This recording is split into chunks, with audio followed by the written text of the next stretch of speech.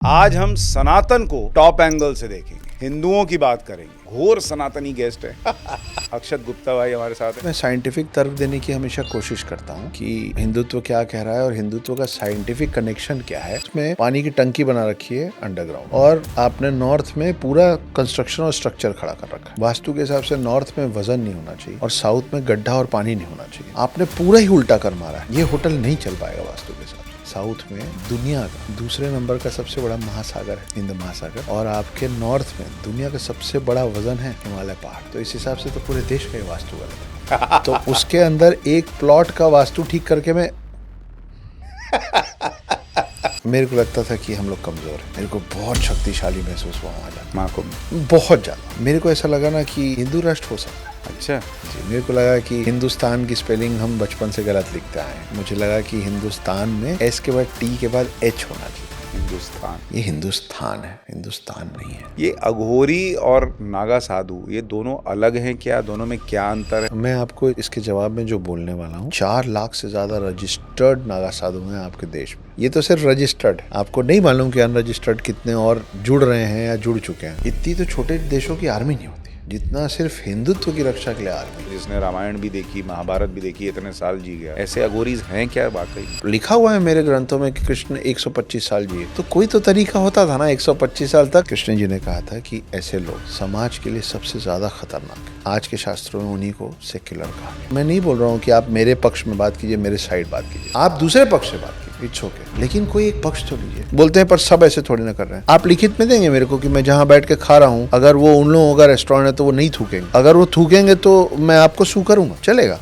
तब आप खड़े हो जाते। नहीं, हम क्यों बोले कि अंग्रेजी सीखने के लिए आपको A for apple, B for ball, C for cat और डी फॉर डॉग ही सीखना। आपको ABCD सीखना। आप अपना कल्चर लेके क्यों नहीं चल रहे? आप क्यों नहीं A for Amba, Ambika, Ambalika, A for अग्नि सिखाते? आप क्यों नहीं बी फॉर बॉल की जगह भगवा और भगवान सिखाते? बच्चा पूछेगा भगवान क्या होता है तो बताइएगा कि बेटा हम सबसे लॉजिकल लोग हैं। औरत शब्द का पूरे विश्व में, पूरे डिक्शनरी में कोई 2 मतलब नहीं, सिर्फ एक मतलब है। उसका मतलब होता है वजाइना। अच्छा जी, हम तो पानी है जी, कहीं भी मिल जाते हैं। क्यों मिलना है तुमको? पानी जब जूस में मिलता है तो जूस कहलाता है, पानी नहीं कहलाता। विस्की में मिलता है तो विस्की कहलाता है, दूध में मिलता है तो दूध का, गटर में मिलता है तो गटर कहलाता है। सिर्फ वो पानी नहीं कहलाता। उसके बाद पानी पानी तभी तक कहलाता है जब वो सिर्फ पानी। आप जूस के बिना, विस्की के बिना, दूध के बिना रह सकते हैं, आप पानी के बिना नहीं रह सकते। हम खुद ही मरे जा रहे हैं, घुल मिल के खत्म हो जाते हैं।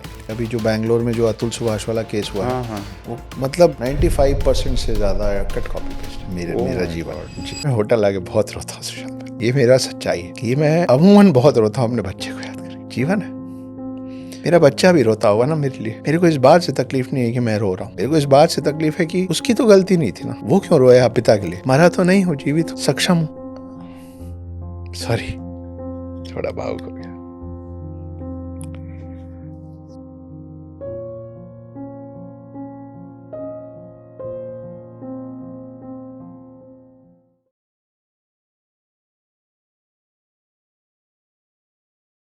नमस्कार, हमारे इस खास show top angle with Sushant Sinha में आपका बहुत स्वागत है। टॉप एंगल, जहां हम किसी भी विषय को थोड़ा टॉप एंगल पर जाकर देखने का प्रयास करते हैं ताकि उसे समग्र तौर पर देख पाएं और वृहद तौर पर समझ पाएं। और आज चूंकि 144 साल में पहली बार या एक बार आने वाला महाकुंभ चल रहा है, तो महाकुंभ और सनातन का इतना बड़ा पर्व अगर हो रहा है तो सनातनियों की बात तो जरूरी है। आज हम सनातन को टॉप एंगल से देखेंगे, हिंदुओं की बात करेंगे। अघोरी कौन होते हैं, नागा कौन होते हैं, हिंदू धर्म की कौन सी ऐसी बातें हैं जो आपको नहीं पता हैं, और बहुत कुछ ऐसा है जो आज आपको देखना, सुनना और समझना चाहिए। और इसमें हमारी मदद करेंगे, हमारे साथ घोर सनातनी गेस्ट हैं जिनको पब्लिक सुनती है, रील्स आते हैं तो लोग आगे स्वाइप नहीं कर पाते, और जाने माने लेखक हैं, बहुत अच्छा बोलते हैं। अक्षत गुप्ता भाई हमारे साथ हैं। अक्षत भाई, बहुत स्वागत है आपका। बहुत बहुत धन्यवाद। जय श्री बहुत राम। बहुत धन्यवाद। जय श्री राम। कैसे हैं आप? मैं ठीक हूँ, अभी वर्ल्ड बुक फेयर में आया हुआ हूँ। अच्छा, प्रगति मैदान में चल रहा है, हाँ। 9 तारीख तक है, और लगे हुए हैं। ये बताइए, मैंने आपके कुछ शोज देखे, रील्स वगैरह भी देखता रहता हूँ मैं। आप जो इतना सनातन के बारे में नॉलेज लाते हैं, धर्म से जुड़ी हुई बातें बताते हैं, बहुत सारी ऐसी बातें हैं जो पहली बार आपके थ्रू पता चलती हैं। आपकी कई किताबें जो हैं वो काफ़ी लोगों ने पढ़ी, चर्चित रही। ये सब इतना नॉलेज कहाँ से इकट्ठा किया और सनातन से ये जुड़ाव कब से है आपका? मैं सुशांत भाई, मैं कैमरे पे आपको सुशांत भाई बोल हाँ, हाँ, सकता हूँ ना? बिल्कुल, बिल्कुल। सुशांत भाई, मैं आधा ब्राह्मण हूँ, अच्छा। ये सत्य है, क्योंकि मेरे माता-पिता की लव मैरिज है, इतने साल पहले, अब लगभग 50 साल की शादी हो गई। तो मेरी माँ जो हैं, वो उच्च कोटि ब्राह्मण हैं, पिता गुप्ता हैं, कायस्थ हैं, वैष्णव हैं। तो बचपन से माँ की तरफ से ये सारी चीज़ें आई हैं और मेरे पिता जो हैं, वो बड़े प्रैक्टिकल व्यक्ति रहे हैं हमेशा से। एक उदाहरण देता हूँ, जो कि बड़ा इंटरेस्टिंग भी है, आपके श्रोताओं को मज़ा भी आएगा और सोचेंगे तो सोचना भी पड़ेगा।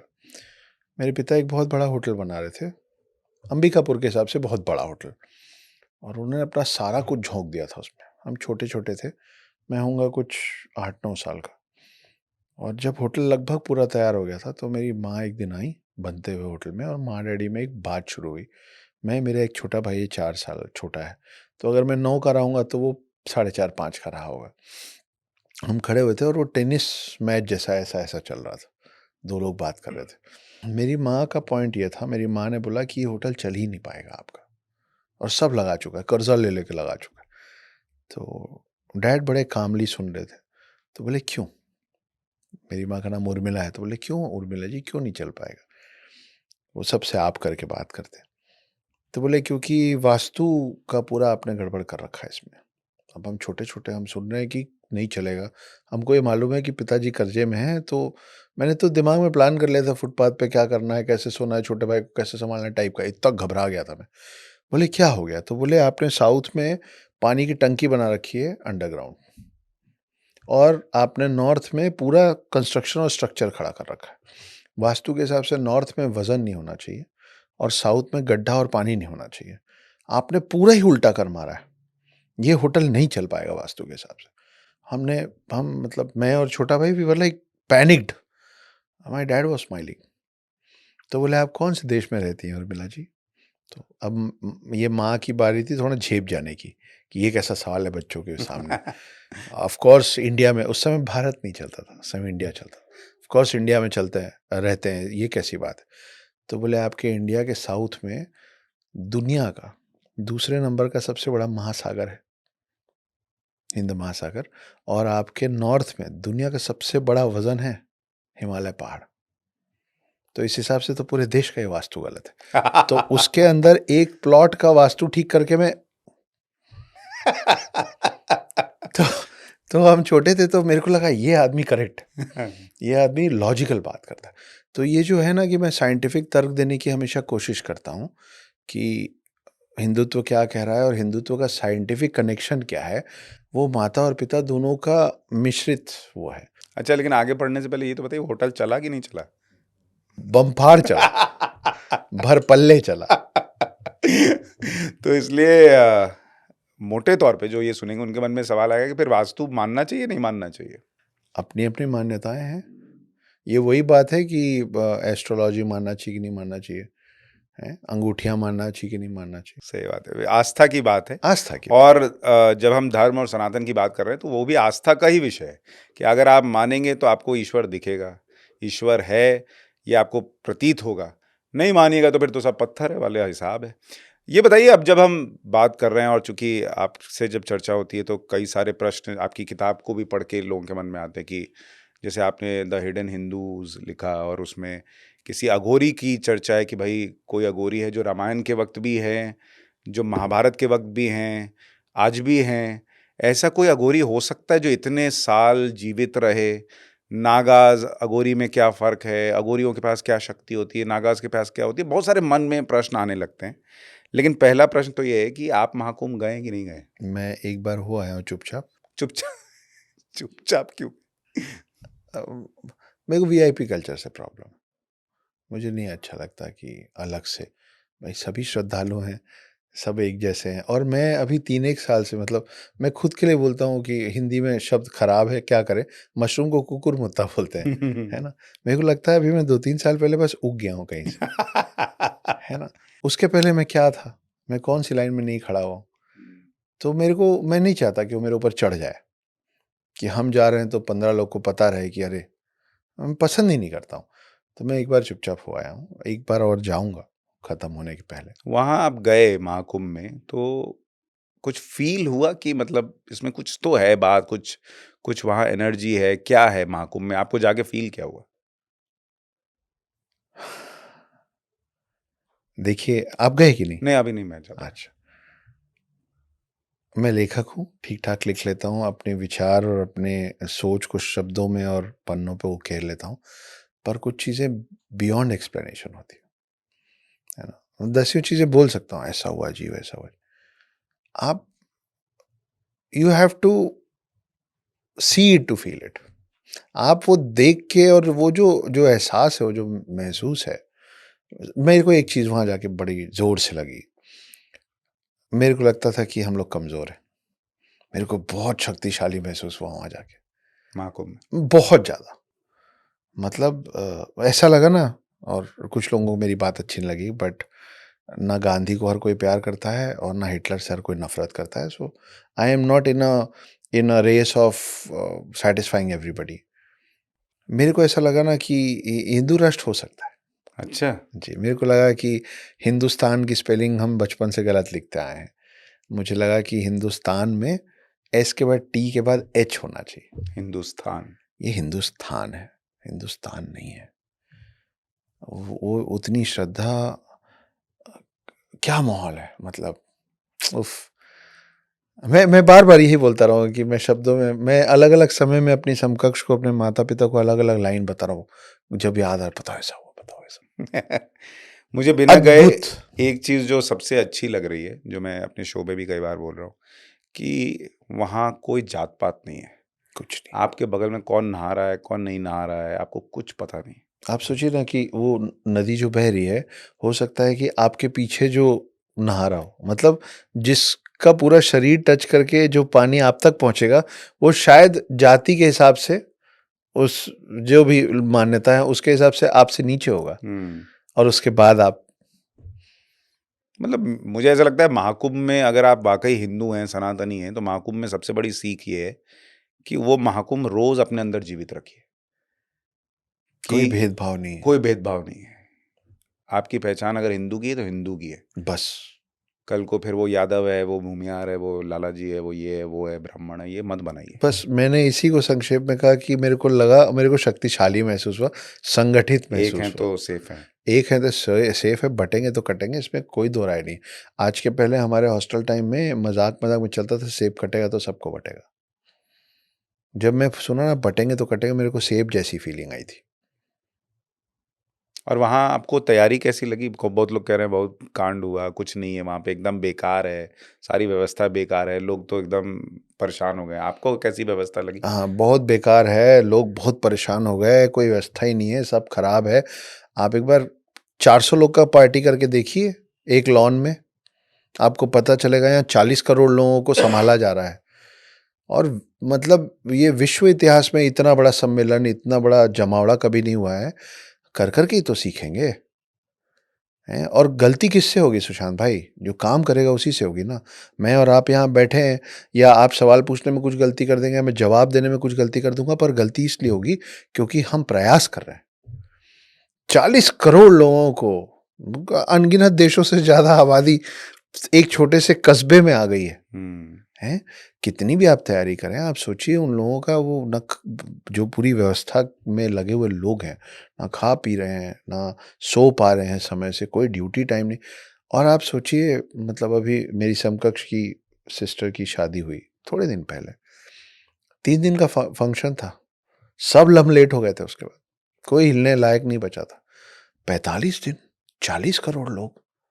बड़ा आसान, ये जो बात है ना, अरे जी खराब है, वहाँ तो गंदगी थी, ये था, ये वो फूफा जी और बुआ जी हैं।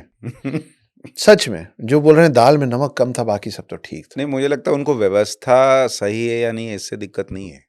उनको दिक्कत उसी एकता से है जो आपको वहाँ दिख रही। हो सकता है कि उसको कैसे सैबोटाज कर दें, हुँ। कैसे बोल दें कि हाँ साहब ठीक नहीं है। मतलब इस साल या इस बार के महाकुंभ में जो हुआ है, जो आस्था जागी लोगों की, मैं हर क्योंकि मैं, जैसा मैंने आपको बताया, मेरा तो करियर बहुत छोटा-सा है और मैं मान के चलता हूँ ये सब बड़ा क्षणिक है। आज है, कल नहीं रहेगा। इसी वजह से ना 3 साल के छोटे करियर के कारण मैं बहुत अलग-अलग रिकीम-रिकीम के लोगों से जुड़ा हुआ हूँ। छोटे से छोटे, बड़े से बड़े, अमीर, गरीब, पुराने, नए सब। हर कोई महाकुंभ की बात कर रहा है। हुँ। सिर्फ आप और हम नहीं कर रहे हैं।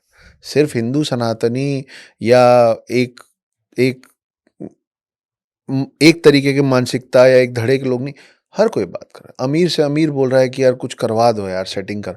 लोगों को लगता है हम भी कुछ कर लेंगे। हमारे पास आता है, वो अरबपति है, यार कुछ करवा दो, जाना है। मतलब ये वो लोग हैं जिनके बाथरूम में एक बाल का तिनका नहीं मिलेगा आपको, इतनी सफाई पसंद। वो जा रहे हैं। तो आस्था के ऊपर ये सब सब हल्का पड़ जाएगा। अक्षित भाई ये भी बताइए कि जब हम महाकुंभ की बात करते हैं, बहुत लोग कहते हैं कि क्या ही हो जाएगा, डुबकी लगा लेने से क्या है, हुँ, पाप कैसे धुल जाते हैं, वो जी। क्या होता है? हाँ। महाकुंभ एक्चुअली है क्या? ये जो कई लोगों ने ये भी कहा कि 144 साल वाला कोई कॉन्सेप्ट ही नहीं है और महाकुंभ जैसी कोई चीज़ ही नहीं होती, ये तो नाम दे दिया है योगी सरकार ने ताकि थोड़ा पब्लिसिटी हो जाए। क्या महाकुंभ वाक़ई में होता है? 144 साल का क्या लेना-देना है? महाकुंभ में डुबकी से क्या होता है और उसके पीछे का साइंस क्या है? देखिए, गंगा के पानी का साइंस तो मुझे लगता है अब कम से कम सारे सनातनी, सारे हिंदुओं को पता होगा। वो तो प्रामाणिक है ना? कि गंगा के पानी का अनगिनत बार टेस्ट हुआ है। आप महीनों, सालों गंगा के पानी को आप किसी और पानी को रखेंगे, सड़ जाएगा। गंगा का पानी खराब नहीं होता, है ना? वो त्रिवेणी संगम या जो भी उसके पीछे जो भी वजह है, पर उसमें ऐसे ऐसे एलिमेंट्स हैं जिसके कारण अच्छे-अच्छे रोग ठीक होते हैं। ये सब प्रमाणित है, आप और मैं नहीं बोल रहे हैं। या ऐसा नहीं कि हम अपनी किंवदंतियों में सुनते-सुनते बड़े हो गए हैं कि ऐसा है, कि भई गणेश जी का दाँत ऐसे टूट गया था। नहीं भाई, मतलब प्रत्यक्षदर्शी आप आज भी हैं, आप जाइए और गंगा का पानी को टेस्ट करवा लीजिए। अब हम गंदगी रोक ही नहीं रहे हैं, वो एक अलग बात है। मतलब साबुन भी तो घस-घस के खत्म हो जाएगा ना किसी दिन, वो एक अलग बात है। लेकिन आप सोचिए कि आज से 100 साल, 200 साल पहले गंगा कैसी होती होगी? यमुना की बात तो ना ही करें, है ना? अ, और दिल्ली में बैठ के तो बिल्कुल ही ना करें। लेकिन आप सोचिए कि गंगा कैसा होता होगा। महाकुंभ का कॉन्सेप्ट आज से नहीं है। महाकुंभ का मतलब मैं पढ़ रहा था कहीं तो पता चला कि महाकुंभ कब से हो रहा है वही नहीं पता हम लोग को। और वो सच है। वो कब से हो रहा है, मतलब जैसे हम शिव के लिए बोलते हैं ना कि ना इनकी इनका कोई समाप्त है ना कोई प्रारंभ है, वो स्थिति है। हमको मालूम ही नहीं कि हम महाकुंभ कब से कर रहे हैं। ये तो 144 साल बाद अब आया है। इस महाकुंभ के कितने 144 साल हो चुके हैं हमको नहीं पता। सही बात। वो कोई चाइनीज़ राइटर थे, हुआंग शुंग ऐसा कुछ नाम है उनका। उनका पहला डॉक्यूमेंटेड है कि ये ऐसा कुछ होता है महाकुंभ टाइप का। वो भी चाइनीज़ डॉक्यूमेंट्रीज़ में रिटन है कि उस समय उतने लोग आए थे और ऐसा हुआ था, वैसा हुआ था। तो गंगा के पानी से सिर्फ शरीर साफ नहीं होता है, बहुत सारे रोग साफ होते हैं, वो तो सत्य है। गंगा का जो हम लोग का पुराना जो कहानी है कि भागीरथी कैसे गंगा को लाए थे, क्यों लाए थे, शिव की जटा से होके गंगा आई थी। वो आई ही थी मोक्ष की प्राप्ति के लिए, है ना? कि भागीरथी के जितने परिवार के पुराने लोग थे जो जा चुके थे, उनको मोक्ष की प्राप्ति नहीं हो रही थी क्योंकि उनको कहाँ समाहित करें। तो फिर वो तपस्या करके ब्रह्मा जी के पास गए, ब्रह्मा जी ने बोला गंगा मेरी पुत्री है, उनसे बात करो। फिर गंगा बोली मैं आऊँगी, पृथ्वी पे गिरूँगी तो पृथ्वी ही 2 टुकड़े हो जाएगी। तो शिव जी ने बोला कि नहीं, नहीं उसको हम सँभाल लेंगे। शिव जी हमेशा संकट मोचन ही बनते हैं, है ना? कि वो विष कोई नहीं पी रहा तो मेरे को दे दो। गंगा जिस पे गिरेगी उसको तकलीफ होगी, चोट लगेगा तो मेरे सर पे गिरा दो। तो फिर यहाँ से उनका फ्लो स्लो किया गया है, इसलिए गंगा आई हैं। क्यों आई हैं? मोक्ष के लिए। तो अभी जैसे मैं उदाहरण के तौर पे ही बोलते-बोलते भूल गया था कि ये बिल्कुल क्लीनलीनेस फ्रीक लोग हैं। अरबपति लोग, मेरे पर्सनल जानने वाले हैं। वो गए वहाँ, उन्हीं सब के बीच में रहे, उसी में स्नान किए, सब किए। क्यों? तो ये मैं हमेशा बोलता हूँ कि मोह और मोक्ष जो है ना वो विरोधाभासी है। They are contradicting each other. Unless and until you are in the fear of moksha, मोह, ये चाहिए, वो चाहिए, आईफ़ोन 16 प्रो ब्रो, है ना? तो आप मोक्ष से बहुत दूर रहेंगे। You can not attain salvation unless and until you are done with all these हुँ। Materialistic world and things. वहाँ पे जाके ना आपको सच में ऐसी चीज़ों से आपका लगाव खत्म होता है। अच्छा। जी, इस भीड़ में की बात नहीं कर रहा हूँ। मैं कुछ चीज़ें बोलता हूँ जो पता नहीं मुझे लगता है कि सही है, कि भई अभी तो महाकुंभ खत्म हो जाएगा। पर त्रिवेणी संगम वही है ना, आप उसके बाद भी जाइए, ऐसे ही भीड़ में जाइए। ये हालत कर दीजिए कि उत्तर प्रदेश गवर्नमेंट को ना परमानेंटली तैयारी रखनी पड़े कि भाई हर महीने 2-4 करोड़ तो आ ही जाएंगे, if not 40 crore, at least 4-5-6 crore तो आएंगे ही।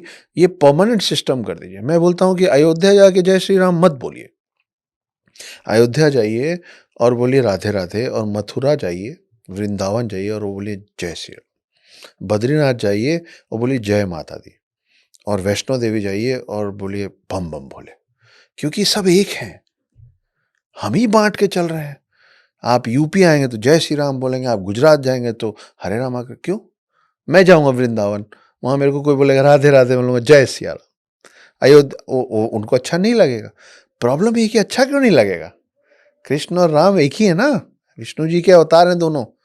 तो इतना ज्यादा हम लोग डिवाइड, वहां आप जाइए, आप त्रिवेणी संगम जाइए, आप महाकुंभ में जाइए, कोई मतलब नहीं। तो वो जो पावर है ना, कि मेरे को ऐसा लगा कि वहाँ राम भी है, वहाँ कृष्ण भी, वहाँ शिव भी है, वहाँ पार्वती भी है, वहाँ वैष्णो भी है, सब है।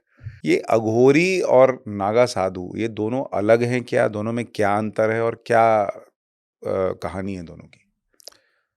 मैं आपको इसके जवाब में जो बोलने वाला हूँ, ये मैंने कहीं पढ़ा नहीं है, ये मेरी मान्यता है। अच्छा। ये मेरी, मुझे समझ में आया ऐसा। मुझे ऐसा लगता है कि जो अघोरी हैं वो शिव को प्राप्त करने की कोशिश कर रहे हैं, अपने एक अलग पद्धति से, उस पे हम वापस आएंगे। मगर नागा साधु जो हैं उनको लगता है शिव मुझे प्राप्त है, मैं शिव की सेना हूँ, क्योंकि आदि गुरु शंकराचार्य ने उनको बनाया ही था आपके मेरे धर्म की रक्षा करने के लिए। उनको 7वीं शताब्दी में बात समझ में आई थी कि अभी तक तो शास्त्रार्थ से जीत और हार तय हो जाता है। क्यों? क्योंकि उस समय ये हिंदुस्तान था, कोई और था नहीं ना। तो हम बहस में, जिसको ज़्यादा ज्ञान है वो सर्वश्रेष्ठ है, निपट जाता। तो हमारे शास्त्र काफ़ी थे। आदि गुरु शंकराचार्य को ये समझ में आया कि आने वाले समय में सिर्फ शास्त्रों से काम नहीं होगा, शस्त्र उठाने पड़ेंगे। तो उन्होंने देखा शस्त्र कौन उठाए हुए हैं, तो जिनके कंधे चौड़े हैं, जिनकी छाती 56 इंच की है, वो उठाए हुए हैं शस्त्र। लेकिन उस समय वो लोग जो थे, जो शस्त्र उठाए हुए थे, वो प्रजा के लिए, वो कन्फाइंड लैंड है ना, ये मेरा एम्पायर है, मैं इसके लिए लड़ूंगा, ये मेरी महिलाएं, मैं इसके लिए लड़ूंगा, ये मेरा खजाना है, ये मेरा महल है, मैं इसके लिए लड़ूंगा, है ना। हिंदुत्व के लिए कौन लड़ेगा? तो आदिगुरु शंकराचार्य ने इस क्लैन का सृजन किया था पहली बार, नागा साधु का, कि आने वाले समय में ये धर्म के लिए लड़ेंगे। 4 लाख से ज्यादा रजिस्टर्ड नागा साधु हैं आपके देश में। ये तो सिर्फ रजिस्टर्ड है, आपको नहीं मालूम कि अनरजिस्टर्ड कितने और जुड़ रहे हैं या जुड़ चुके हैं। इतनी तो छोटे देशों की आर्मी नहीं होती जितना सिर्फ हिंदुत्व की रक्षा के लिए आर्मी, है ना। तो ये है नागा साधु, जिनको लगता है कि शिव की रक्षा करना, शिव की मान्यता, शिव की कौन रक्षा करेगा, शिव की मान्यता का और हिंदुत्व की रक्षा करना वो हमारी जिम्मेदारी है। तो हर जगह मैं बोलता हूँ कि आप किसी एयरफोर्स के पायलट को देखते हैं, किसी नेवी सील को देखते हैं, किसी आर्मी के जवान को देखते हैं, तो आप डर जाते हैं या आपके मन में उनके प्रति रिस्पेक्ट आता है? ऑफ कोर्स रिस्पेक्ट आता है। आप चाहते हैं दैट आई शुड, अगर वो एयरपोर्ट में घूम रहे हैं तो आप चाहते हैं मैं मेरी सीट छोड़ दूं, इनको बैठने दूं। वो आसपास से निकलते हैं तो वी फील प्राउड। अगली बार कभी भी इस देश के किसी भी कोने में आप चाहे घूमने गए हैं, चाहे किसी गलती से नागा साधु आपको, आपके आसपास कहीं आ गए, अगली बार नागा साधु दिखें तो उनकी रिस्पेक्ट कीजिए, क्योंकि वो आपके और मेरे जन्म के पहले से खड़े हैं हमारे लिए, और आपके और मेरे जाने के बाद आपके और मेरे आने वाले वंशों के लिए, अपने मेरे बच्चों के लिए खड़े रहेंगे हिंदुत्व बचाने के लिए। तो उनसे डरने की ज़रूरत नहीं नहीं, है। हमारे यहाँ तो उल्टा मजाक बनाते क्या है, ये तो बिना कपड़े के घूम रहे हैं, क्या है, उस तरह का ये कॉन्सेप्ट यही दिक्कत है, सबसे बड़ी दिक्कत हम में यही है कि अपना मजाक बनाने का हमको खुद शौक है, है। हम ही मजाक बनाते हैं। बाकी समुदाय क्या बोल रहे हो तो बात की बात है, हमारे अंदर ही लोग ऐसे हैं, इतने जयचंद भरे हैं ना, कि बोलते हैं कि अरे हम ही लोग में वो, ये मेरे को बोलते हैं या आपको बोलेंगे, बोलेंगे तुम लोगों में, और खुद के बारे में बोलेंगे तो हम लोगों में, बोलेंगे कि तुम लोगों में इतना कन्फ्यूजन है। कोई गीता पढ़ रहा है, कोई महाभारत पढ़ रहा है, कोई रामायण पढ़ रहा है, कोई वेद पढ़ रहा है, कोई पुराण पढ़ रहा है, सब अलग अलग पढ़ रहे हैं, तुम लोग मालूम ही नहीं कहाँ जाना है। वैसे सब लोगों को मेरे को बोलना है कि और जो भी दूसरे रिलीजन के भी अगर बोलते हैं तो उनको भी बोलना है कि बस तुम लोग के पास ना एक एक दो दो किताब है, पूरी लाइब्रेरी है मेरे पास। और लाइब्रेरी ना विद्वानों का संकेत। मैं पूरा जीवन पढ़ूंगा ना तो भी मेरे पास किताबें बची रहेंगी। लाइब्रेरी किसके पास होती, किसके घर में होती लाइब्रेरी? गंवार के घर में नहीं होती है ना, अनपढ़ के घर में नहीं होती है ना, पढ़े लिखे के घर में होती है, विद्वान के घर में होती है। मैं हूं विद्वान, हिंदू है विद्वान। इसीलिए हिंदू एक लौती ऐसी कौम है जिसके ग्रंथों में सारे साइंसेज इन्वॉल्व। जब वो गलीलियो ने जब पहली बार कहा था यूरोपियन कंट्री में कि अर्थ गोल गोल घूमता है, सूरज स्टैटिक है, और अर्थ सूरज के गोल, उसको एंटी क्राइस्ट बोल के हाउस अरेस्ट किए थे, उसके साथ वालों को फांसी पर टांग दिए थे। उस समय भी आपके और मेरे देश में ज्योग्राफी को भूगोल ही कहते थे। भू मतलब लैंड, गोल मतलब गोल।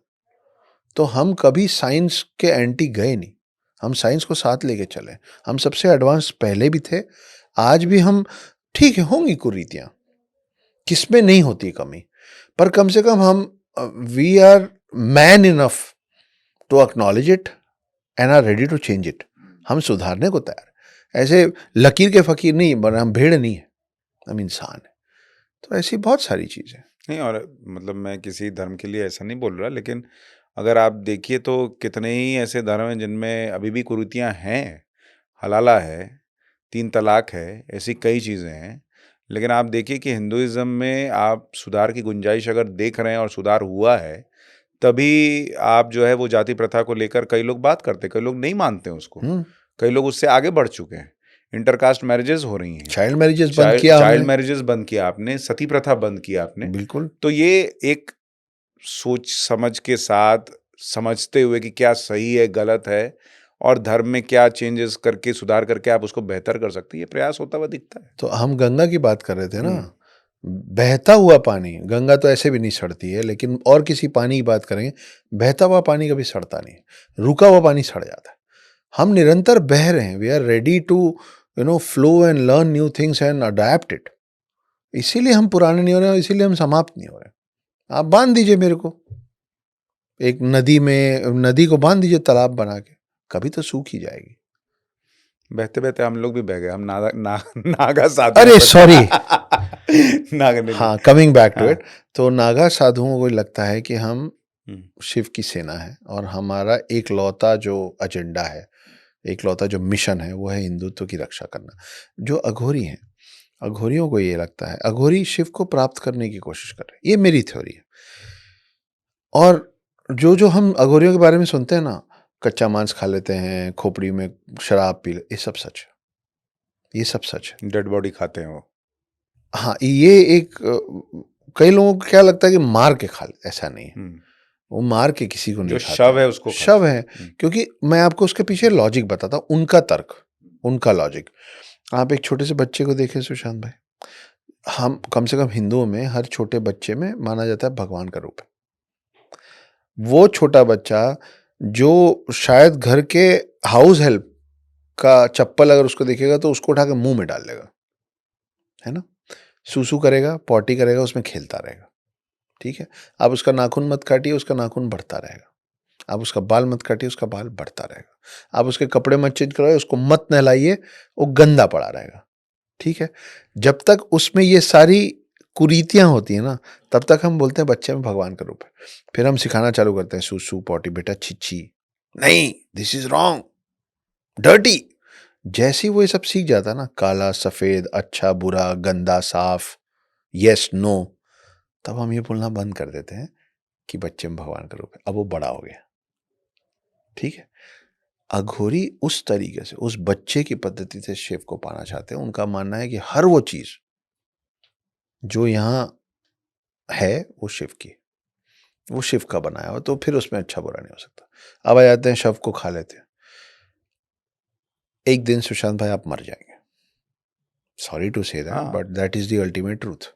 मैं भी मर जाऊंगा, हमको जलाया जाएगा, हमको एक कलश में डाला जाएगा, हमारी राख को, और गंगा में बहा दिया जाएगा। Coming back to Ganga, Ganga का पानी कहीं ना कहीं पहुंचेगा, और ये किसी ना किसी दिन आपका और मेरा राख किसी मट्टी में डाला जाएगा।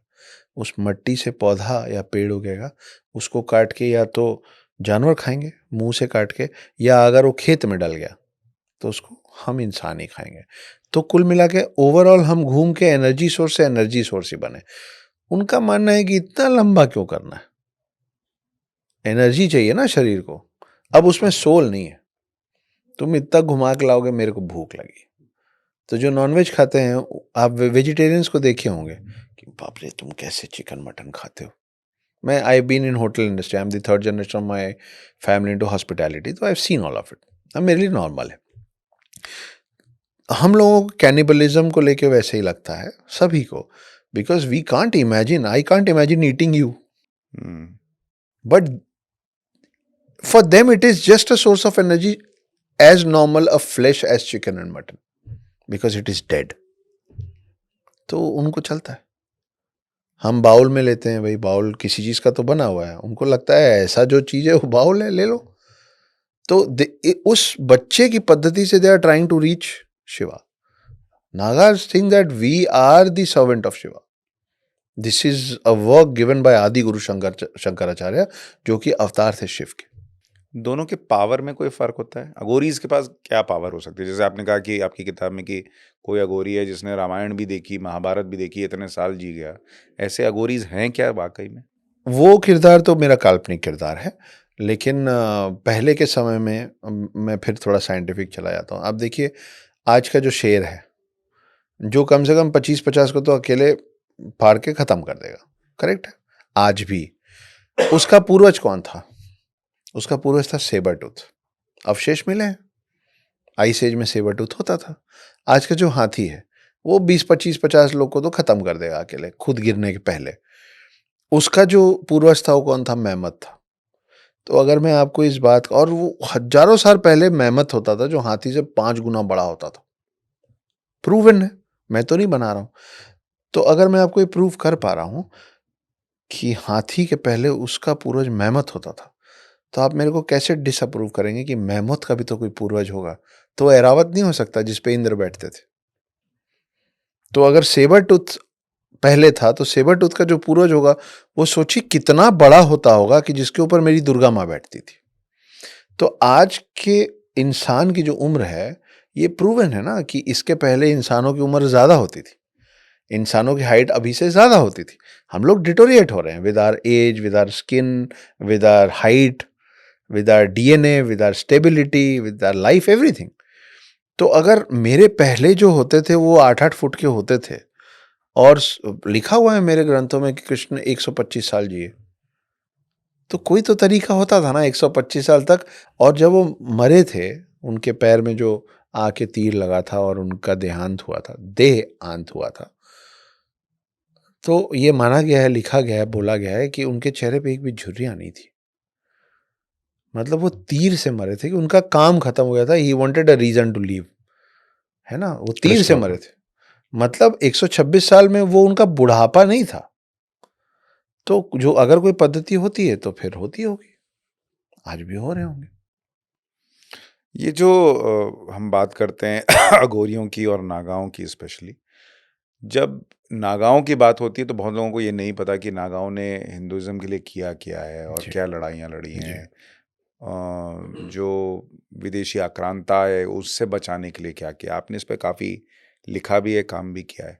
नागाओं का इतिहास क्या है? मतलब हर सनातनी को ये जानना चाहिए कि नागा मतलब एक व्यक्ति जो सिर्फ बिना कपड़े के घूम रहा है, ऐसा नहीं है। नहीं नहीं तो उनका इतिहास क्या है? उन्होंने हिंदुओं के लिए, सनातन के लिए क्या किया है?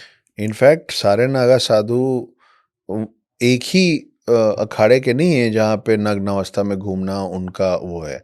उनको कपड़े पहनना भी अलाउड है। ये अलग अलग अखाड़ों में बटे हुए हैं। उसके डिटेल में अपन नहीं जाएंगे, बहुत लंबा हो जाएगा। लेकिन अलग अलग अखाड़ों में बटे हुए हैं और उन सब की अपनी अपनी पद्धतियाँ हैं। कुल मिला के वही है कि वो त्रिवेणी ही बनते हैं कि सब तरफ से वो कुछ भी कर रहे हो, वो है नागा साधु।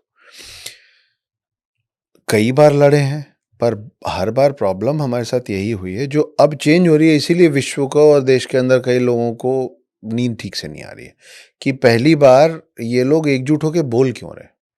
हम हर बार हार रहे हैं सुशांत भाई, अपने नंबर्स के कारण। उसका ये मतलब नहीं था कि उस समय नंबर्स में हम किसी से कम थे, बस हम एकजुट नहीं हो पाते थे। अब जैसे मेरी कहानी में मैं गोकुल को लेके कहानी लिखा हूँ। 1757 में अहमद शाह अब्दाली ने वहाँ हमला किया था, उसका मेन जो सिपह सालार था उसका नाम सरदार खान था, है ना। बाद में ये लिखा हुआ है उसमें कि वहाँ कोई महामारी फैल गई जिसके कारण उनके आर्मी के बहुत लोग मरने लगे, इसलिए वो चले गए। कई दिन लड़ने के बाद महामारी फैली और चले गए। वो कई दिन तक क्यों लड़ना पड़ा? इतनी बड़ी आर्मी है, इतना सा गोकुल रहा होगा उस समय, आज भी इतना ही सही है बड़े शहरों के सामने। उतने से गोकुल को समाप्त क्यों नहीं कर पाया? गोकुल आज भी खड़ा हुआ है क्योंकि ये नागा साधु वहाँ सम्मेलन कर रहे थे। उनको नहीं मालूम था कि यहाँ नागा साधु बैठे हैं, नागा साधु को नहीं मालूम था कि हमला होने वाला है। दोनों अनप्रिपेयर्ड थे। इसीलिए शायद वहीं कहीं से वो बात बना होगा कि अपने दुश्मन को कभी कमजोर मत समझना, कि उनको लगा छोटे से हैं, थोड़े से हैं, नंगे हैं, एक एक हथियार पकड़े, क्या ही कर लेंगे। वो कई दिन तक लड़ लिए। आप सारागाड़ी वार पे केसरी फिल्म आई थी, देखे होंगे आप। जेरार्ड बटलर की एक कमाल की फिल्म है 300, वो देखे होंगे। ये सब चीज़ हिस्टोरिकल है, उसको फिक्शनलाइज किया हुआ है। मगर फिक्शनलाइज किया हुआ इसका मतलब ये नहीं कि वो कभी हुआ नहीं था, वो हुआ था। थोड़ा सिनेमैटिक लिबर्टी लेके खेल किया हुआ है स्टोरी टेलिंग के पर्पज से। मैंने भी वही करने की कोशिश की है। इतने दिन लड़े। अब एक ये भी बात है ना सुशांत भाई की, history is written by victors. मैं मजाक में ही कहता हूँ, लेकिन मेरे को लगता है कि अगर सच में वैसा हो जाता तो मेरा मजाक सत्य हो जाता, कि अगर गलती से महाभारत में कौरव जीत गए होते तो हम आज कृष्ण की जगह शकुनी की पूजा कर रहे होते। शकुनी एग्जैक्टली वही रोल प्ले कर रहा था इस तरफ जो उधर कृष्ण कर रहे थे। वो दुर्योधन को वही सब उसी तरीके से समझा रहा था जो इधर से कृष्ण कर रहे थे, है ना।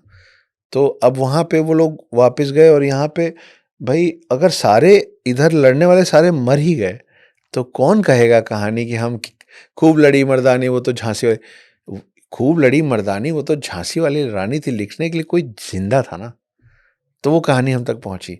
वहां सबको मार दिया तो वो कहानी हम तक नहीं पहुंची। इतना कम डॉक्यूमेंटेड है इस पे। और ऐसी और चीज़ें मैं अब एक एक करके और ढूंढूंगा और उठाऊंगा। तो जब मैं ढूंढना शुरू किया, इतना कम मिला, तो मैं बोला इस पे मतलब इमेजिन किया मैं कि हुआ होगा तो कैसा हुआ होगा, क्या हुआ होगा। तो लिखते लिखते समझ में आया कि भाई वो तो 300 फिल्म और केसरी फिल्म से भी बड़ा था जितना मिला मटेरियल। फिर उसको फिक्शनलाइज किए लड़े।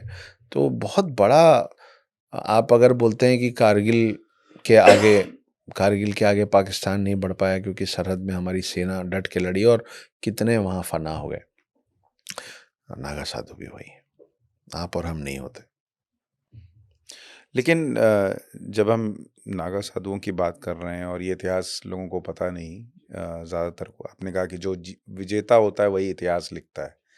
हमारे देश के साथ दिक्कत ये है कि कई बार इतिहास लिखा हुआ भी है लेकिन पढ़ाने वाले ऐसे थे कि उन्होंने चीज़ें ढंग से पढ़ाई ही नहीं, बिल्कुल बिल्कुल। है ना। मतलब जो थोड़ा बहुत भी आपको डॉक्यूमेंटेशन मिला वो भी अगर ढंग से किसी ने प्रयास किया होता तो वो चीज़ें बड़ी हो सकती थी, उसको बताया जा सकता था।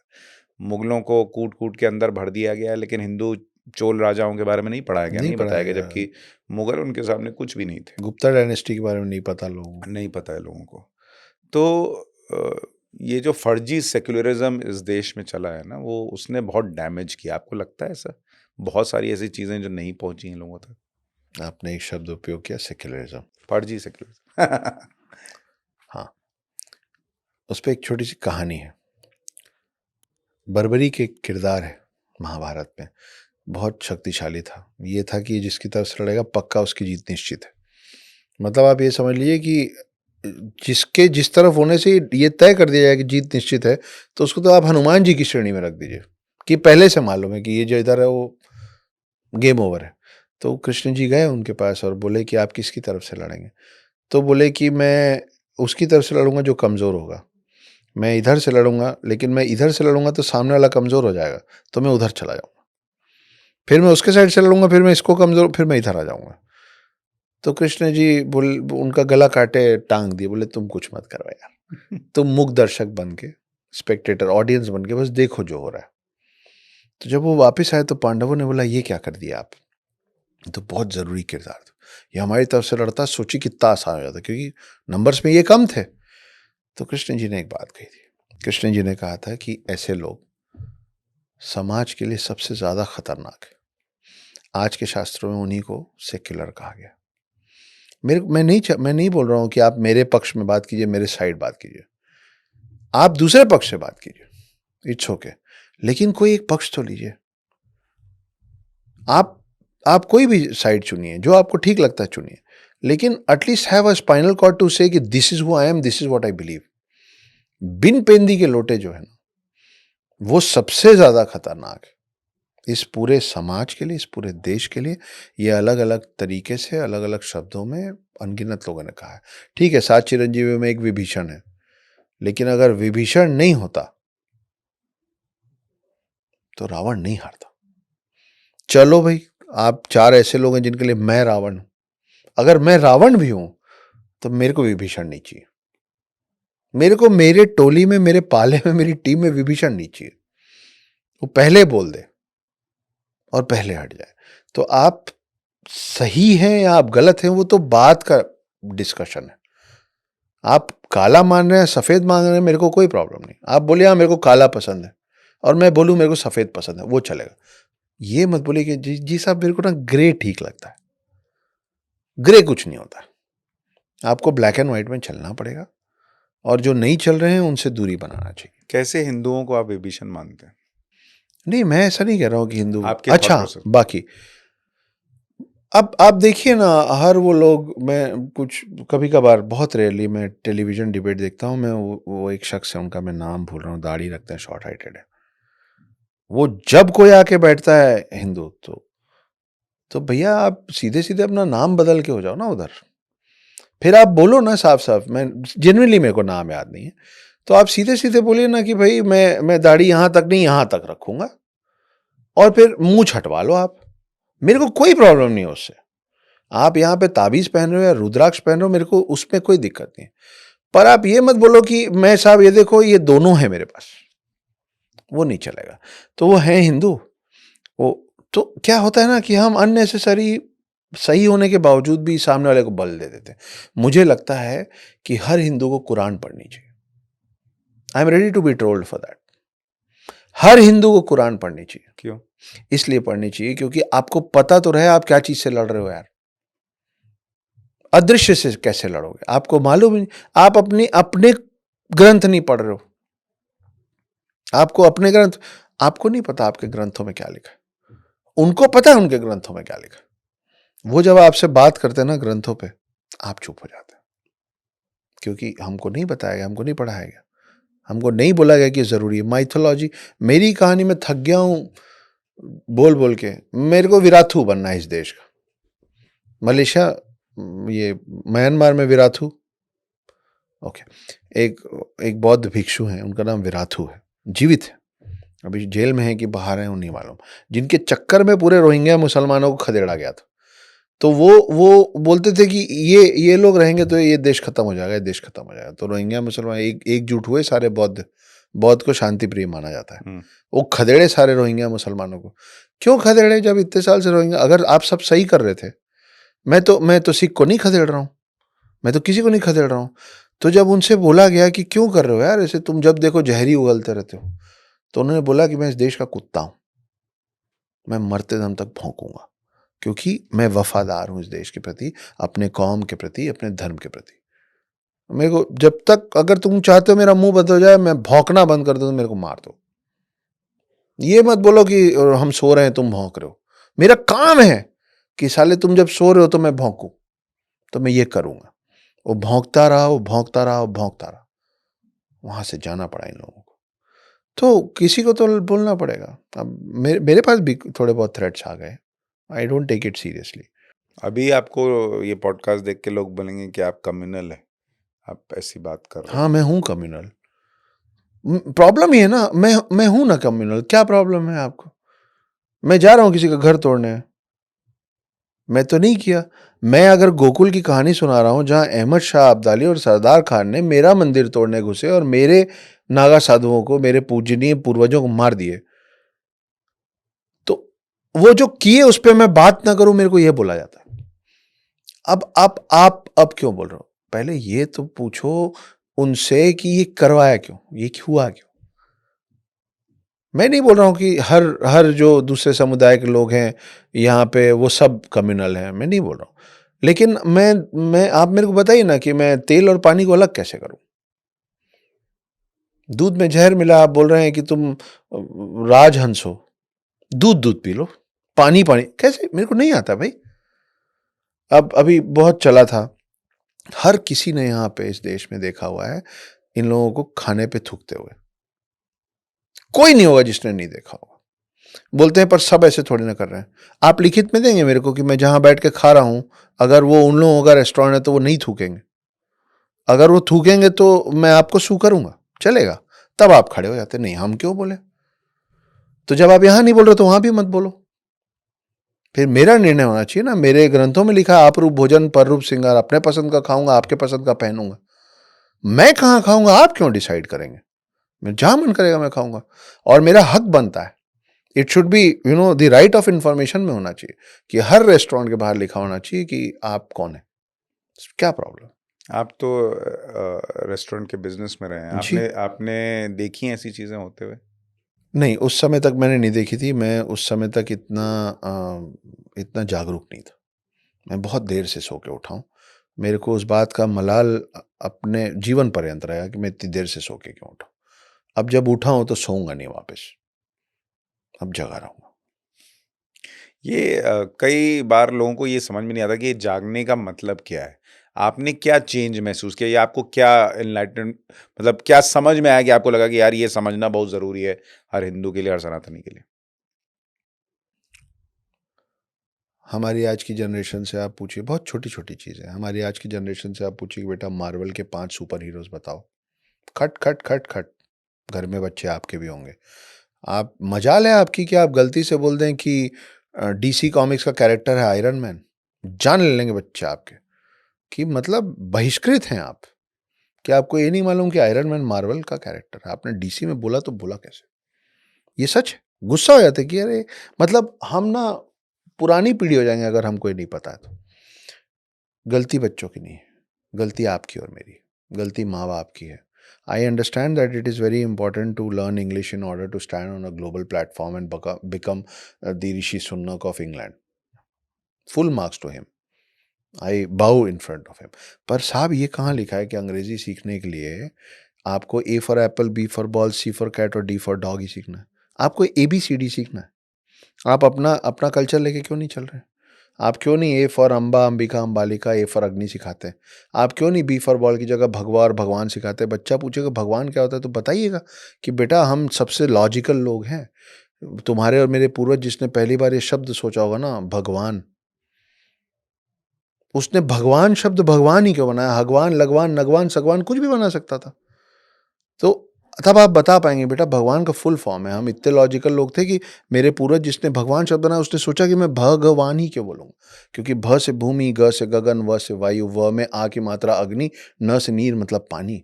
जो शक्ति इन पांचों तत्वों को अपने वश में करने की क्षमता रखे ना, वो है मेरा भगवान। आपके मेरे बच्चों को भगवान और देव में फर्क नहीं पता। ये जो मैं 5 चीजें नाम ले रहा हूं ना, उसमें अग्नि देव है, जल देव है, वायु देव है, उनको कंट्रोल करने वाला हायरार्की है भाई, वो है मेरा भगवान। नहीं पता? आप बोलिए बी फॉर भगवा, बोले ये अजीब सा वर्ड है भगवा, क्या होता है ये? जब आप शब्द का इस्तेमाल करेंगे तब ना अगला पूछेगा। जब पूछेगा तो बताइए बेटा भगवा बनता है लाल और पीला मिला के। लाल है खून का, खतरे का प्रतीक, पीला है ठंडक का और चंदन का प्रतीक। और ये अगर मैं भगवा पहन के आपके सामने आया हूं तो ये मेरे हाथ में नहीं है कि आपको मेरे भगवे पे रंग क्या दिख रहा है। आपके हाथ में है कि आपको कौन सा रंग। आप मुझसे प्यार से मिलेंगे, आपको चंदन और ठंडक मैं दूंगा। ऐसे भी करूंगा, ऐसे भी करूंगा, ऐसे भी करूंगा। कंधे पे बैठाऊंगा, सर पे बैठाऊंगा, अतिथि देवो भव बनाऊंगा, भगवान देव बना दूंगा, भगवान तो नहीं बनाऊंगा आपको। लेकिन अगर आप तैश से मिलेंगे, गुस्से से मिलेंगे, आपका एक आईब्रो ऊपर होके आप मेरे को उंगली दिखाएंगे, तो मेरे भगवे में आपको लाल रंग दिखेगा खतरे का, और दिखना भी चाहिए। वो सिर्फ बी फॉर भगवा में आप इतनी बात बोल पाएंगे।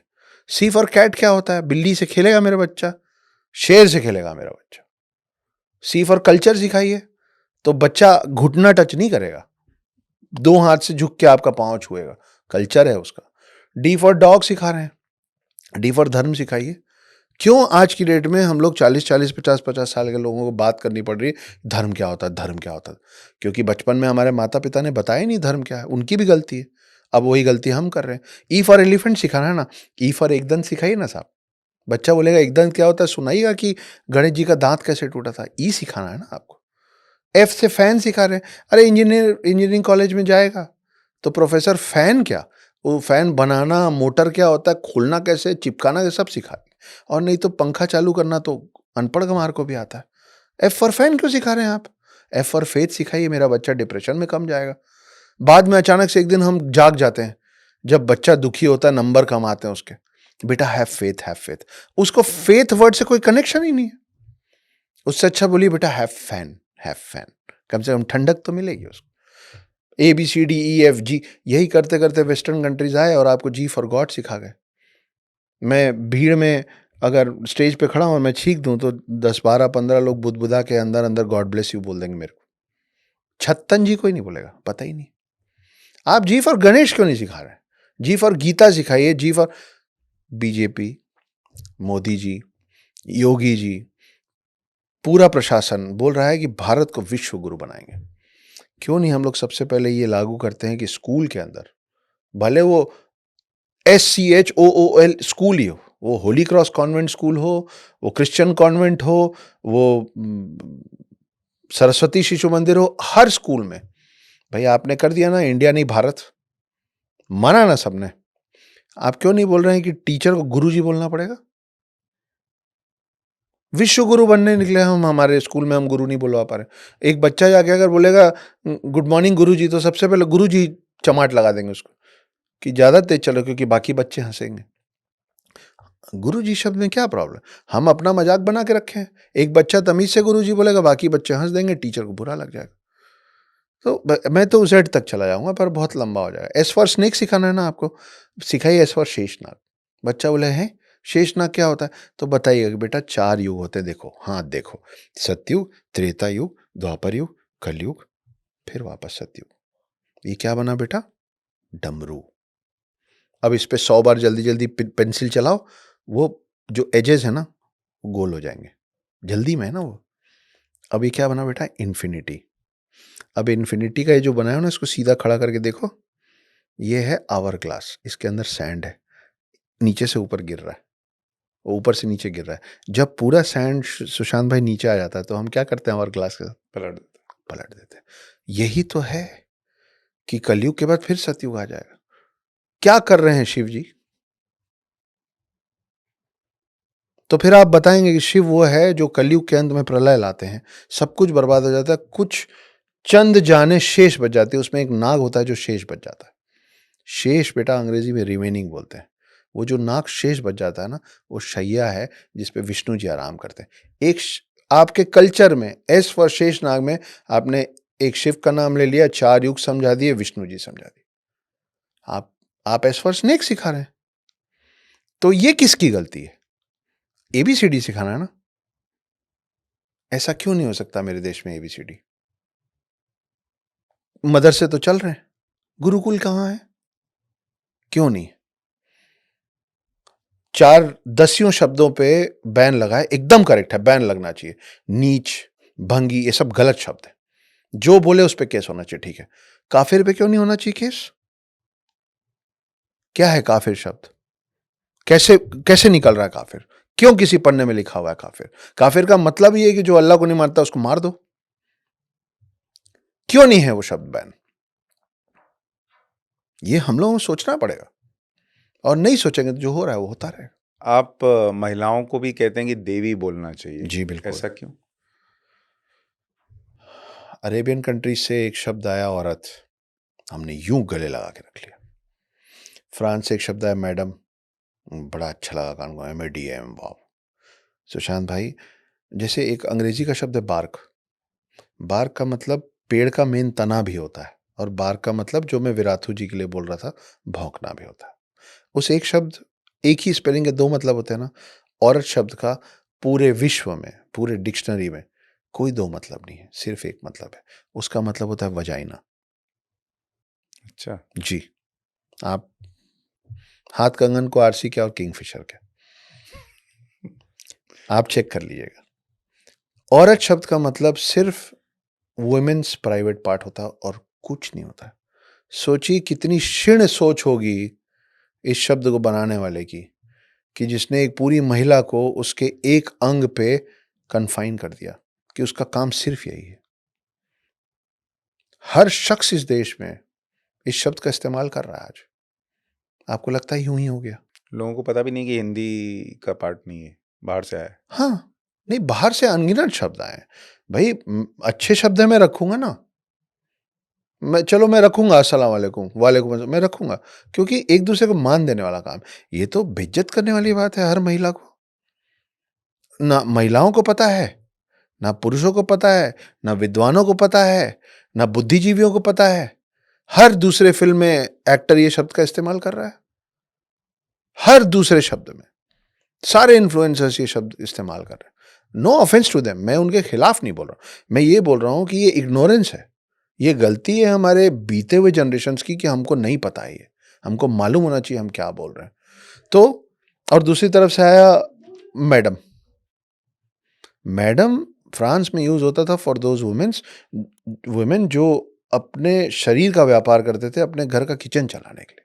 उनको कहा जाता था मैडम। उनके लिए मान सम्मान की महिला का शब्द है मेडमोजेल, मैडम नहीं है। तो आपके पास यूरोप से मैडम आया, आपने रख लिया। आपके पास अरब कंट्री से औरत आया, आपने रख लिया। ये सब जब आ रहे थे ना, तो आपके देश में एक अनजान महिला को संबोधित करने के लिए जो शब्द था, वो था जो आज भी कभी कभी कौन बनेगा करोड़पति में अमिताभ बच्चन साहब हाथ जोड़ के बोलते हैं देवी कि और सरस्वती। धन्य हैं आप देवी जी। हमने वो शब्द छोड़ दिया। आज की डेट में अगर मुझे कोई नहीं जानता है चेहरे से, किसी मॉल वॉल में कहीं हो और वो मेरे रास्ते के बीच में आ जाए, और अगर मैं उनको अचानक बोल दूं कि एक्सक्यूज मी देवी जी, तो सबसे पहले वो देवी जी ही पलट के बोलेंगे गवार कहीं का। क्यों? एक तो शब्द देवी जी बोल रहा है और ऊपर से भारतीय पोशाक में घूमता रहता है। वो पता क्या, देवी जी दिख रही हूं मैं तुमको, मैडम नहीं बोल सकते। ये होता है। क्योंकि उनको मैडम का मतलब नहीं पता ना।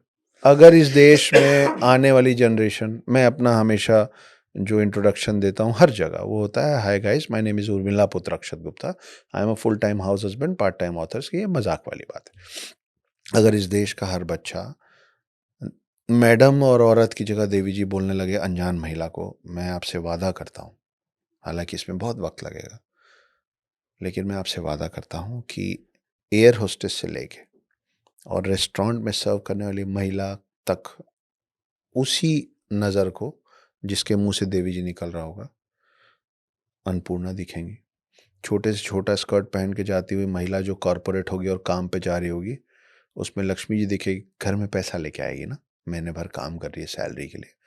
और हर वो छोटे से छोटी और बड़े से बड़े ट्रैफिक हवलदार भी अगर खड़ी है फीमेल और रोक के बोलेगी गलत जा रहे उधर से जाओ, तो सरस्वती दिखेगी। और उसके बावजूद अगर आपकी मेरी नज़र गंदी है, तो विश्वास मानिए यही लक्ष्मी, यही सरस्वती और यही अन्नपूर्णा अगर आपको दुर्गा और काली का रूप नहीं दिखा दिए तो यहीं पे। शब्दों का खेल बहुत बड़ा है जो किया गया है, गलती से नहीं हुआ है। माइथोलॉजी शब्द, माइथोलॉजी आता है मिथ्या से सुशांत भाई। मिथ्या मतलब होता है कल्पना, फिक्शन, झूठ। आपने कभी इस्लाम माइथोलॉजी सुना है? Christian mythology, Islam mythology, Sikh mythology, Buddha mythology, Jain mythology, आपने सिर्फ हिंदू माइथोलॉजी सुना है? आपको लगता है बस यूं ही हो गया? किया गया है। अब आप और मैं और हर कोई पढ़ा लिखा आदमी कहानियों को, रामायण को, महाभारत को बोलता है this is all Hindu mythology. वो बच्चा जो अंग्रेजी पढ़ पढ़ के उसको मालूम है माइथोलॉजी मतलब असत्य, आप उसको कैसे बोलेंगे कि त्रिवेणी संगम में चलो, महाकुंभ में डुबकी लगाओ, श्रद्धा है, 22 जनवरी को चलो अयोध्या, नतमस्तक हो जाओ, प्राण प्रतिष्ठा। वो वो कितना कंफ्यूज्ड है। भाई पहले तुम तो डिसाइड कर लो ये मिथ्या है कि सत्य है। तो अगर आप उसको मिथ्या मानते हैं तो बोलते रहिए माइथोलॉजी, क्योंकि उन्होंने दिया है कि आप ये बोलें और गलती हो और आपकी आने वाली जनरेशन और कमजोर हो जाए। और अगर आपको लगता है आपके राम और मेरे कृष्ण थे तो और सत्य थे, तो मिथ्या से माइथोलॉजी छोड़ के सत्य से सत्यलॉजी बोलना शुरू करना पड़ेगा किसी को। तो मैंने तो कर दिया। आप मेरे घर आइए कभी, मेरा छोटा भाई है, उसका बच्चा है 3 साल का, तोतलाता है। अगर आप उसको बोलेंगे ना कि बेटा अपना पूरा नाम बताओ, तो तोतलाते हुए बोलेगा मेरा नाम अनंता पुत्र अगस्त्य गुप्ता है। उसको पता ही नहीं कि उसका नाम सिर्फ अगस्त्य गुप्ता है, उसको लगता है उसका नाम ही अनंता पुत्र अगस्त्य गुप्ता है। कौन करेगा बदलाव? हम ही करेंगे, मैं कर रहा हूं। जैसे मैंने गौर किया कि आपने अभी बातचीत के दौरान पत्नी या वाइफ नहीं कहा, आपने कहा मेरी समकक्ष। जी, इसके पीछे भी कोई सोच है? जी बिल्कुल है। मैं कई लोग से मिलता हूँ, वो बोलते हैं, हाय सर, मेरा ये नाम है, ये मेरी माँ है। अरे वो तेरी माँ नहीं है, तू उसका बेटा है। तुम्हारा अस्तित्व इसलिए है क्योंकि वो थीं। तुम हो इसलिए उनका अस्तित्व नहीं है। वो तुम्हारी वजह से माँ बनी होंगी, पर उनकी अपनी आइडेंटिटी भी थी उसके पहले ना। मुझे ऐसा लगता है कि जैसे ही हम बोलते हैं कि मेरा नाम ये है, अभी मैं वर्ल्ड बुक फेयर में खड़ा हूँ, रोज मेरे को लोग मिलते हैं, hi sir, this is my, I am this, she is my wife. उसका नाम नहीं है क्या? है ना? आई am this, she is this बोलिए ना। उसकी आइडेंटिटी, उसकी जो आइडेंटिटी है, उसको आप माई लगा के डिसॉल्व कर दे रहे हैं। मेरा शारदा चिन्ह हो सकता है, ये मेरी घड़ी हो सकती है, ये मेरा माइक हो सकता है, मेरा कुर्ता हो सकता है, मेरा चश्मा। एक जीता जाता व्यक्ति, जैसे ही हम बोल देते हैं ना माई, हम उसको ऑब्जेक्टिफाई कर देते हैं, सबकॉन्शियसली, अनइंटेंशनली। मैं ये नहीं बोल रहा हूँ जो बोल रहा है जानबूझ के कर रहा है, हमको पता ही नहीं चलता। और जब ये बहुत साल तक होता है ना, तब होता है कि एक पत्नी पति को आप बोलती है और पति पत्नी को तुम बोलता है। मैं अपने घर में ये नहीं देखा हूँ। मेरे पिता मेरी माँ से लेके मेरे बच्चे और अब मेरे छोटे भाई के बच्चे तक सबको आप बोलते हैं। मेरे घर में पत्नी और वाइफ शब्द नहीं चलता। मैं देखा हूँ हमेशा से। अभी आप देखिए, मैं थोड़े समय पहले जब बता रहा था वो वास्तु वाली बात, तो भी मैंने बोला था कि मेरे फादर बोले कि उर्मिला जी, है ना? तो ये बड़ी छोटी-छोटी, अभी माइथोलॉजी की बात कर दी मैंने, औरत की बात कर दी। ये सब इंटेंशनली किया गया है सुशांत भाई। तो उसको बदलना पड़ेगा। बहुत कुछ तो मतलब लोगों का थॉट प्रोसेस बदला है, इसलिए भी महाकुंभ में इतने लोग जा रहे हैं, वरना शायद पहले हो रहा होता आज से 10-12 साल पहले तो शायद इतनी बड़ी भीड़ नहीं होती। और अभी हम लोग भी जाते हैं, काशी विश्वनाथ जाते हैं, दूसरी जगह जाते हैं, तो देखते हैं कि जो यूथ है वो भी आ रहा है। उसको ऐसा नहीं लग रहा है कि यार गोवा चल लेते हैं। नहीं, बहुत अच्छा लग रहा है देख के कि लोग अयोध्या भी जा रहे हैं, बिल्कुल। माँ बाप को लेके जा रहे हैं। मैं ऐसे कई लोगों से मिला जिन्होंने कहा कि हमारी छुट्टी थी, तो हमने माता पिता से कहा कि चलिए चलिए उज्जैन चलते हैं, चलिए चलिए हम अयोध्या चलते हैं। तो ये यूथ में जो चेंज आ रहा है वो आ रहा है धीरे धीरे लोगों को, और कई लोगों को इसी चेंज से दिक्कत है, हाँ, है। क्योंकि उन्होंने सेक्युलरिज्म का एक इंजेक्शन लगाया था जिसके नशे में हमको रहना था, और हमको ये बोलना था कि हिंदू तो ऐसा कर ही नहीं सकता, हिंदू ऐसी बात नहीं कर सकता, हिंदू को मंदिर जाने की क्या जरूरत है, मंदिर जाने से क्या हो जाता है, पूजा करने से क्या हो जाता है। तो वो नशा धीरे धीरे कम हो रहा है। ये मैं कहीं पे एक बार मन में आ गया था, मैंने कहीं कहा था, तो लोगों को वो बात ठीक लगी थी। मैं एक बार आपके लिए और आपके श्रोताओं के लिए फिर से बोल, we have started taking pride into very wrong statements. जैसे हम तो पानी है जी, कहीं भी मिल जाते हैं। क्यों मिलना है तुमको? पानी जब जूस में मिलता है तो जूस कहलाता है, पानी नहीं कहलाता।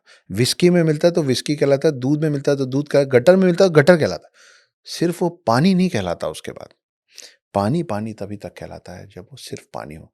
आप जूस के बिना, विस्की के बिना, दूध के बिना रह सकते हैं, आप पानी के बिना नहीं रह सकते। हम खुद ही मरे जा रहे हैं घुल मिल के खत्म हो जाने के लिए। हम नहीं चाहते कि हम जैसे हैं वैसे रहें। हमको सबको खुश करना है। हमको ये भी एक बीमारी है।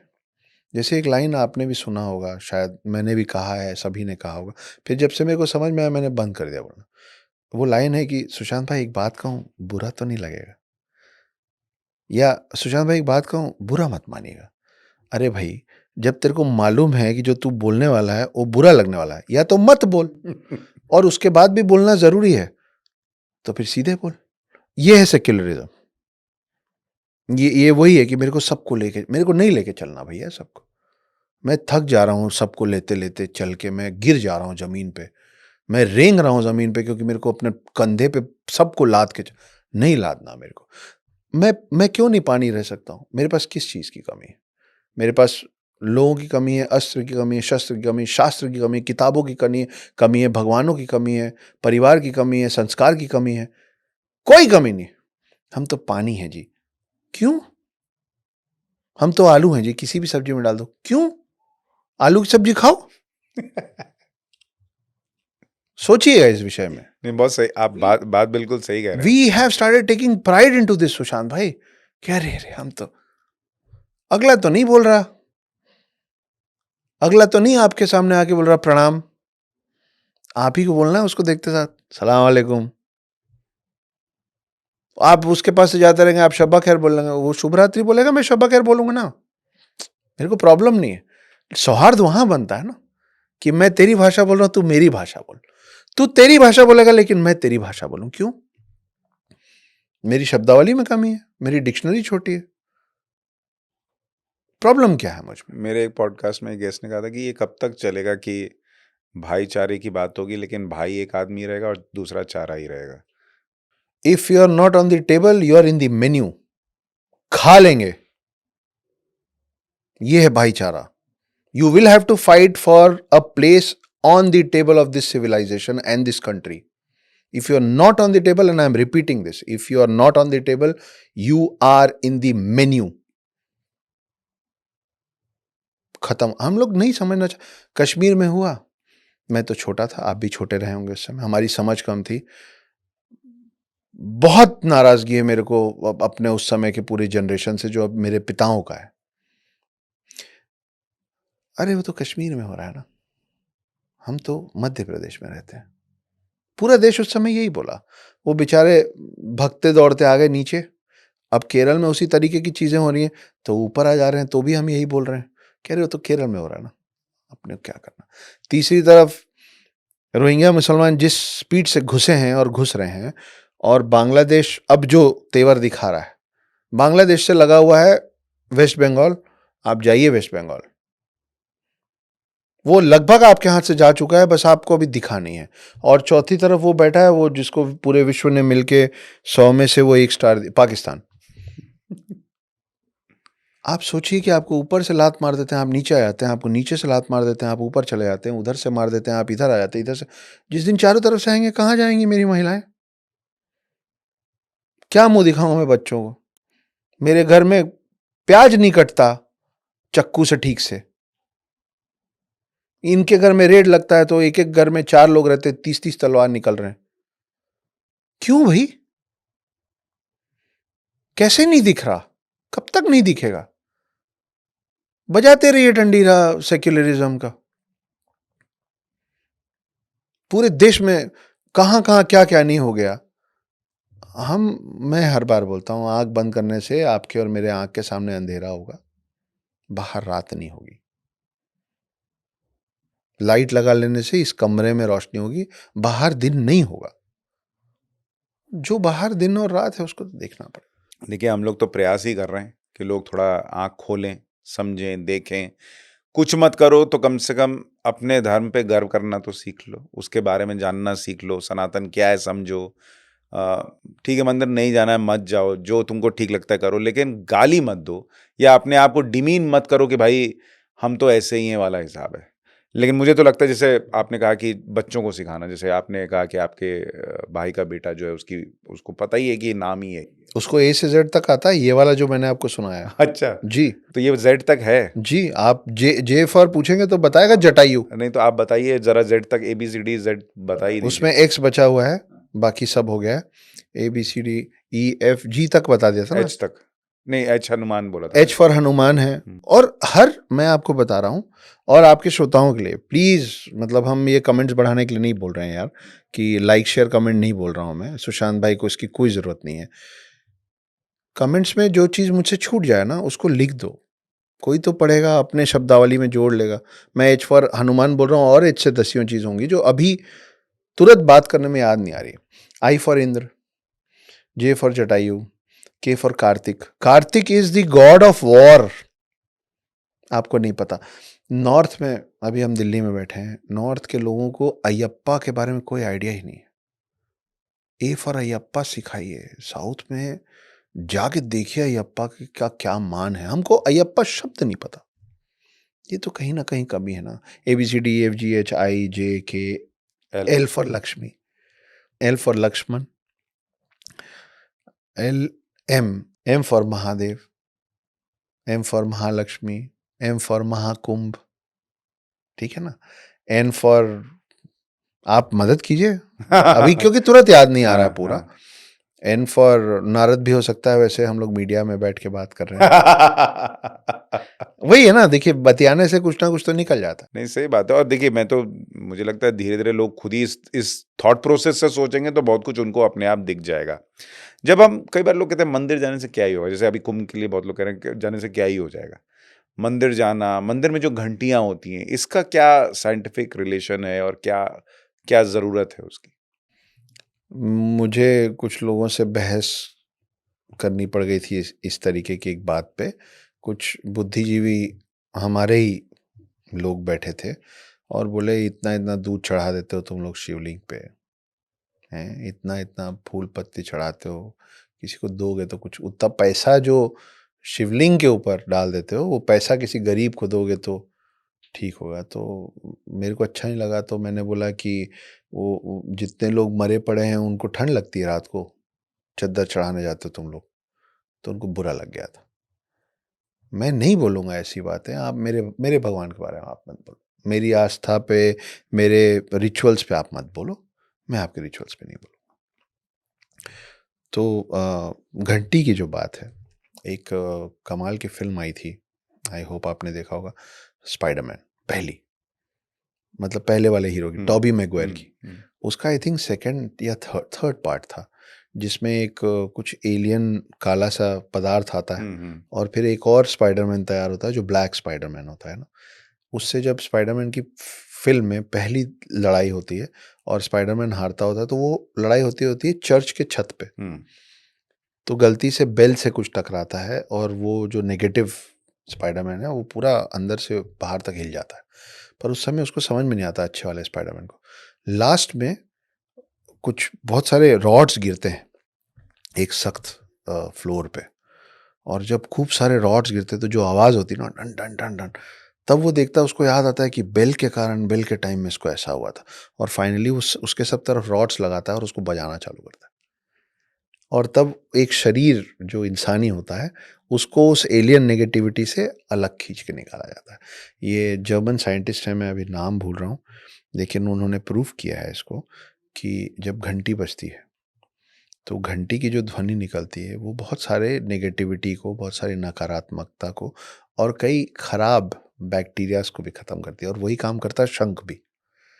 आपके और मेरे पूर्वजों को उस समय मालूम था कि रोज घर में शंख क्यों बजना चाहिए। अभी मेरे फादर का बाईपास हुआ है, हफ्ते 10 दिन पहले।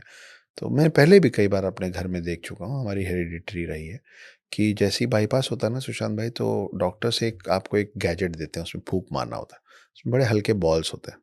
तो रोज़ फूँक मारो तो वो बॉल ऊपर तक, कितने ऊपर लेके जा रहे हैं आप, 3-4 बॉल्स हैं, वो सब ऊपर जाना है और फिर वो सब नीचे आना है। ये रोज़ का एक लंग्स को ठीक करने और मजबूत करने का प्रैक्टिस है। आप और मैं शायद शंख नहीं बजा पाएँगे अब। इसलिए नहीं कि हम 41-42 के हो गए हैं, इसलिए क्योंकि हम बचपन से शंख नहीं बजा रहे।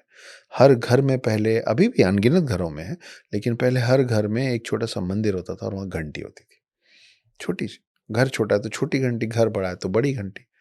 हर घर में शंख होता था और बारी-बारी से परिवार के सदस्यों को बुलाया जाता था कि इस हफ्ते तुम बजाओगे, इस हफ्ते तुम बजाओगे। शंख बजाना परिवार के हर सदस्य को आता था। छोड़ दिए। वो सब साइंटिफिक है। लंग्स को मजबूत कर लंग्स को मजबूत करने के लिए और नेगेटिविटी हटाने का ये है तरीका। आप मतलब आप बोल सकते हैं कि कुछ तो भी बोल रहे हो, आप करके देख लीजिए। आप करके देख लीजिए, कीजिए ना हफ्ते 10 दिन अपने घर में रोज शाम को। वो जो एकदम मनहूसियत वाला समय होता है ना, जब सूरज डूब चुका है लेकिन अंधेरा नहीं हुआ है ना, तो लगता है या पूरा ही अंधेरा हो जाए या पूरी ही रोशनी हो जाए। बड़ा अजीब सा मन महसूस होता है डिप्रेसिंग ना, सा होता है। बड़ा डिप्रेसिंग सा होता है वो समय। कहीं-कहीं की लाइट जल गई, कहीं-कहीं की नहीं जली है। समझ रहे हैं ना वो हुँ, समय? हुँ। वो ही समय है लोगों के घर में आरती होने की। वही समय है दिया जलाने की, शाम का दिया जलाने का समय वो है। वही समय है घंटी बजाने की, क्योंकि उस समय आप थोड़ी-सी आरती करते हैं, तो शंख और घंटी बजाते हैं। वो जो आपको मनहूसियत में बोल रहा हूँ, जो आप बोल रहे हैं ना, हाँ, बड़ा नेगेटिव सी फीलिंग आती है। दिल बड़ा बोझिल सा हो जाता है। उसी समय के लिए था। ये जो हम पॉडकास्ट कर रहे हैं, ये भी वो घंटी बजा रहे हैं, क्योंकि अभी कुछ लोग जागे हैं और कुछ लोग अंधेरे में हैं। जी। और वो सबसे डिप्रेसिंग माहौल हो जाता है कि भाई सब क्यों नहीं जाग जाते और सब क्यों नहीं, फिर तो छोड़ ही दो हाँ, सब। या फिर सभी सो लो यार। तो हमारी जैसी कुछ घंटियां बज रही हैं और अगर आप जाग रहे हैं तो दूसरों को भी जगाइए ज़रूर। लेकिन अक्षत भाई, जब हम ये सारी बातें कर रहे हैं, आपकी खुद की पर्सनल लाइफ, मैं आऊँगा फिर सनातन और हिंदुइज़्म पर, लेकिन जो आपको सुनेगा उसको तो लगेगा कि यार ये आदमी इतना ज्ञानी आदमी है, इतना इसने धर्म को समझा, सनातन को समझा, इसके लाइफ में तो सब परफेक्ट रहा होगा। जी। आपकी लाइफ परफेक्ट है क्या? जी, अब है। अब है। पर पहले बहुत उथल-पुथल रही है। क्या हुआ? अब मैं परफेक्ट इसलिए बोल रहा हूँ, मेरा बहुत स्ट्रांगली मानना है। मैं अभी महाकुंभ गया था, आई एम श्योर आप भी जाएँगे। और जितने भी गए हैं, अगर वहाँ महाकुंभ नहीं गए तो किसी भीड़-भाड़ वाली जगह में गए होंगे। कभी हमारे छोटे शहरों में मीना बाज़ार होता था पहले, तो मीना बाज़ार गए होंगे, मेला गए होंगे, जो बोलते हैं गए होंगे। हम लोग एवरेज हाइट वाले लोग हैं, पौने 6 फीट के आसपास के लोग हैं हम सब लोग, है ना? A little more than that. जब हम मेले और मीना बाज़ार में जाते हैं ना सुशांत भाई, तो हम और भीड़ अगर आपके सामने से आ रही है, बहुत सारी भीड़, तो आपको ना सिर्फ़ इत्ता दिखता है। इत्ता, कुछ जो थोड़े लंबे हैं उनका आँख, नाक, पूरा शरीर नहीं दिख सकता ना, किसी का नहीं दिख सकता। उतनी सारी भीड़ में 1 डेढ़ फुट का बच्चा होता है जो आपको ऊपर से नीचे तक पूरा दिखने लग जाता है, क्योंकि वो किसी के कंधे पे बैठा होता है। I am one of those blessed people, उन कुछ चुनिंदा खुशकिस्मत लोगों में से हूँ, जो जीते जी कइयों के कंधे पे बैठा हुआ है। इसीलिए आप लोगों को दिखता रहता है सब तरफ। बहुत प्यार मिलता है अपने परिवार से, माता-पिता से। छोटा भाई बहुत ज़्यादा ख़्याल रखता है। अब मेरी फिर से शादी हुई, मेरी जो समकक्ष हैं, वो वो समझती है मुझको। उसको समझ में आता है कि अभी इसको अकेले रहने का मन है, ये कहीं फ़ोन बंद करके जाना चाहता है, ये विचलित हो रहा है, ये तकलीफ़ पा रहा है। और उस हिसाब से वो मुझको समझ के मेरे आस-पास उस तरीके का माहौल बना देती हैं कि मैं कम्फ़र्ट में रहूँ। परिवार शायद इसी को कहते हैं। मैं बहुत ब्लेस्ड हूँ अब, लेकिन शुरू से ऐसा नहीं रहा है। मेरी शादी हुई थी 2005 में और वो लव मैरिज थी। ये भी लव मैरिज है। फ़र्क ये है कि वो दोनों की लव मैरिज थी। इस बार मेरी समकक्ष ने मुझे प्रपोज़ किया था कि तुम जैसे भी हो, टूटे फीट फूटे खंडित मूरत, मैं तुमसे ब्याह करना चाहती हूँ। तो मैंने बोला, आपको ये ठीक लग रहा है तो ले लीजिए। ऐसा हुआ। क्योंकि मैं हार्ट पेशेंट भी रहा हूँ, साढ़े 24 साल की उम्र में एक अटैक पड़ा है ओह! और भी दिक्कतें हैं।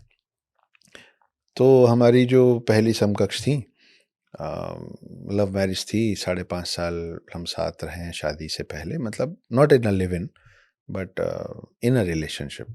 फिर 8.5 साल की हमारी शादी रही।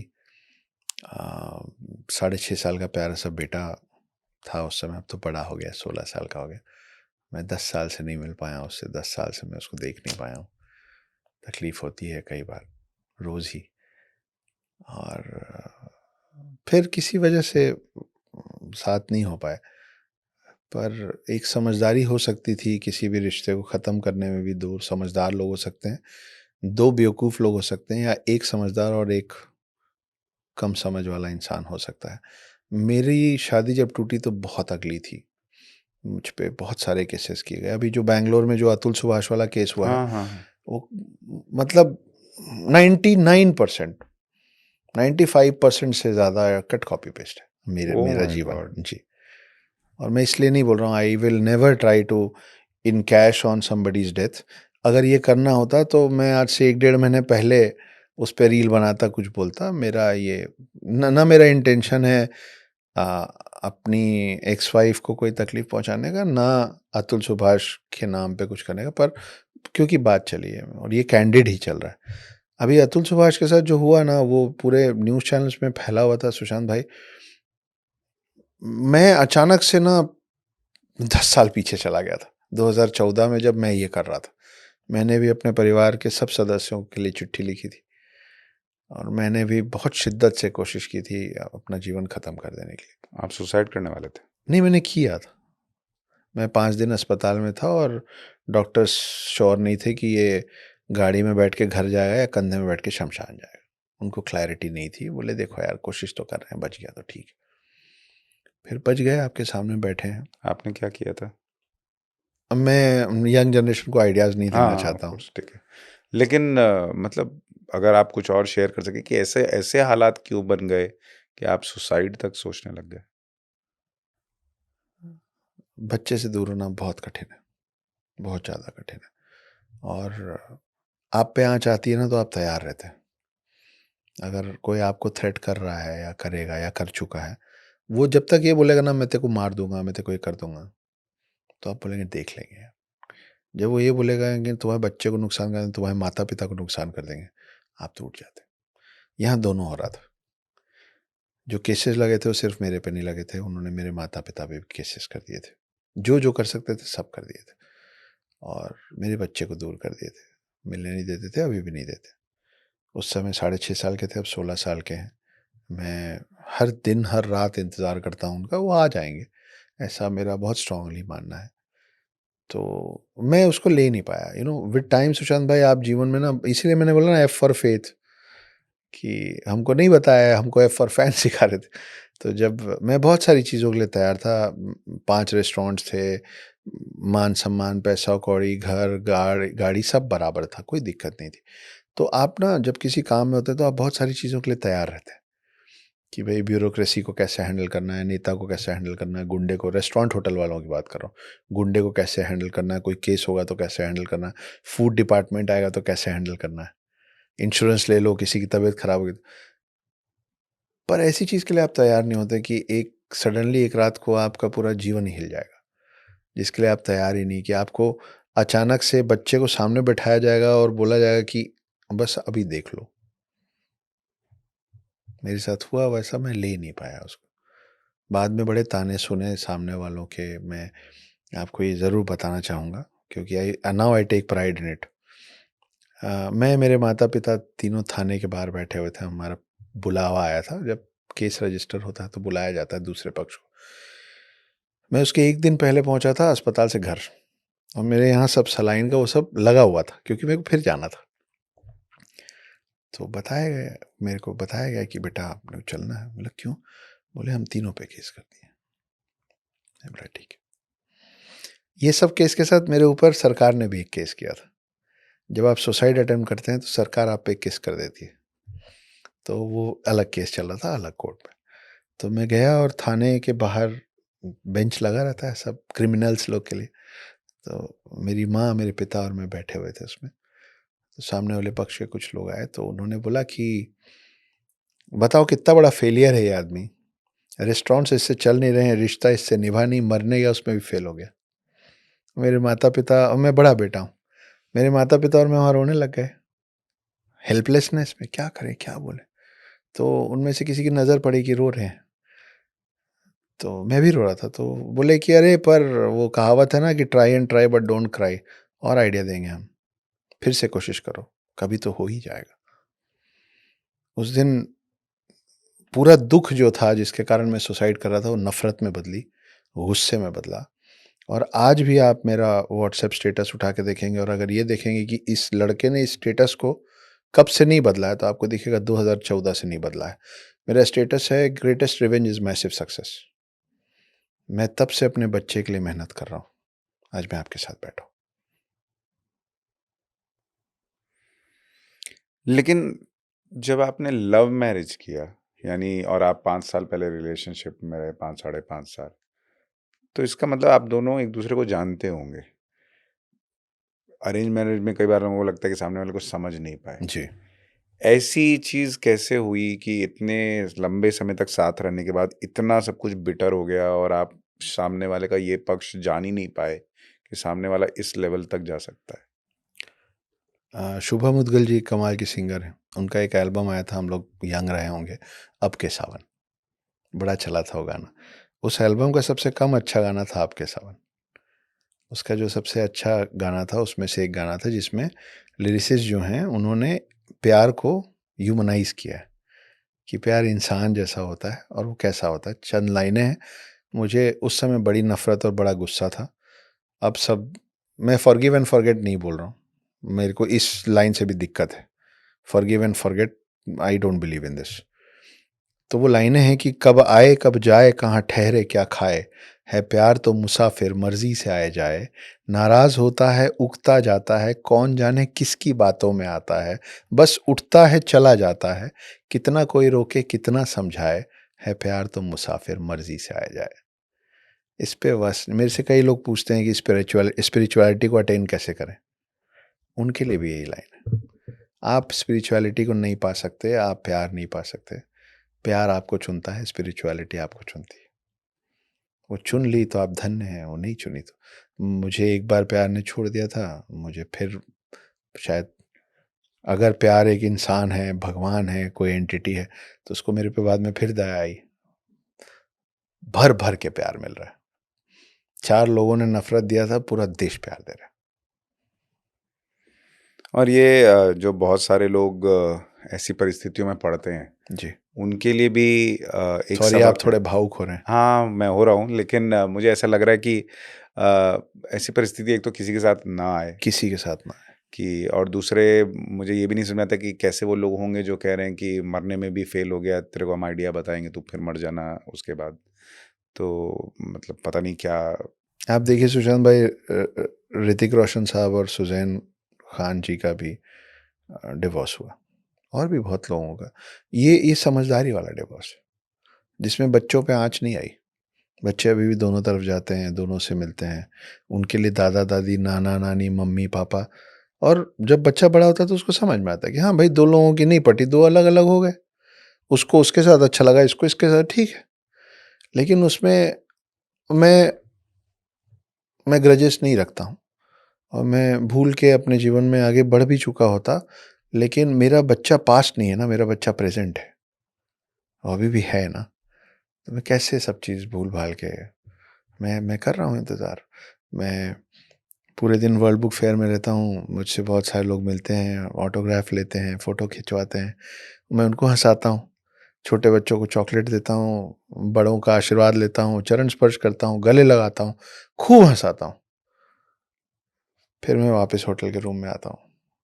मैं एक दिन में इतने लोगों से मिलता हूँ, इतने बच्चों से मिल लेता हूँ कि मेरे को मेरे बच्चे की पब्लिक में जाके जाने के बाद ज़्यादा याद आती है।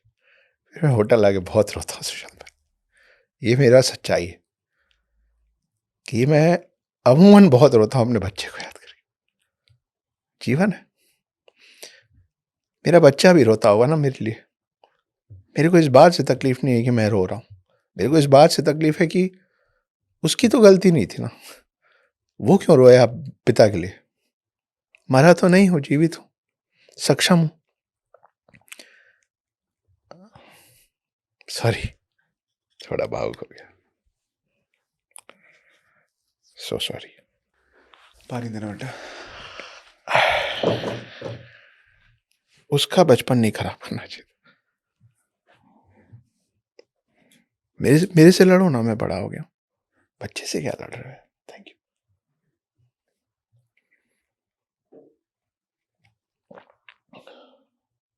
मैं कभी ऐसा नहीं करता, किसी के साथ ऐसा नहीं करता। और हो सकता है एक रिश्ता खराब होता है तो एक की गलती नहीं होती सुशांत भाई, दोनों की होती है। मुझसे हुई थी गलतियां, पर ऐसी कोई गलती नहीं हुई थी कि जिसकी ऐसी सजा दे दी जाए मेरे बच्चे को। मैंने कभी हाथ नहीं उठाया, मैंने कभी गाली नहीं दी। ये सब मेरे संस्कारों में नहीं है। ये सब मेरे संस्कारों में होता तो मैं आज, भाई भगवान तो है ना आपके मेरे लिए, है ना। अगर मैं खराब आदमी होता तो मैं आज यहाँ नहीं होता। सोचिए, फिर भगवान क्यों साथ देते हैं, क्यों पहुंचाते हैं? मेरे को राइटिंग का मैंने कोई ट्रेनिंग नहीं लिया आज तक। किताब कैसे लिखते हैं मेरे को नहीं आता। 9 फिल्में हैं मेरे पास मुंबई में। मेरे को कभी किसी ने नहीं सिखाया, कोई ट्रेनिंग नहीं ली कि स्क्रीन प्ले और डायलॉग्स कैसे लिखते हैं। और बड़े नोन प्रोडक्शन में, डॉक्यूमेंट्री फिल्म जैसी बात नहीं, कमर्शियल फीचर फिल्म जो थिएटर्स में लगेंगे, पूरा देश प्यार कर रहा है। अगली किताब लिखा, वो भी सुपर हिट है। 8 लाख से ज़्यादा प्रतियां बिक चुकी हैं द हिडन हिंदू की। अभी के समय में लैंडमार्क है। पब्लिशर्स को नहीं मालूम है कि कैसे कर रहा है ये। तो इतना बुरा आदमी होता तो इतना अच्छा भगवान साथ नहीं देते ना। और वो सामने वाले इतना अच्छा होते तो वो कहीं तो होते। लेकिन बहुत सारे लोगों को इस कहानी से सीखने के लिए भी मिलेगा। एक और चीज़ हाँ, बोल दूं हाँ। Please. I am not proud of what I did. मैं जो सुसाइड अटेम्प्ट किया था वो बेवकूफ़ी थी, वो गलती थी। आप उस बात पे मत रुकिएगा कि अक्षत ने सुसाइड अटेम्प्ट किया था। इस बात पे रुकिएगा कि बच गया तो कहाँ पहुंच गया। वो कोशिश नहीं करेंगे। रॉक बॉटम टच होने के बाद भाई सुशांत भाई, नीचे कोई जगह ही नहीं बचेगी तो फिर आदमी ऊपर ही ना उठेगा। सही बात।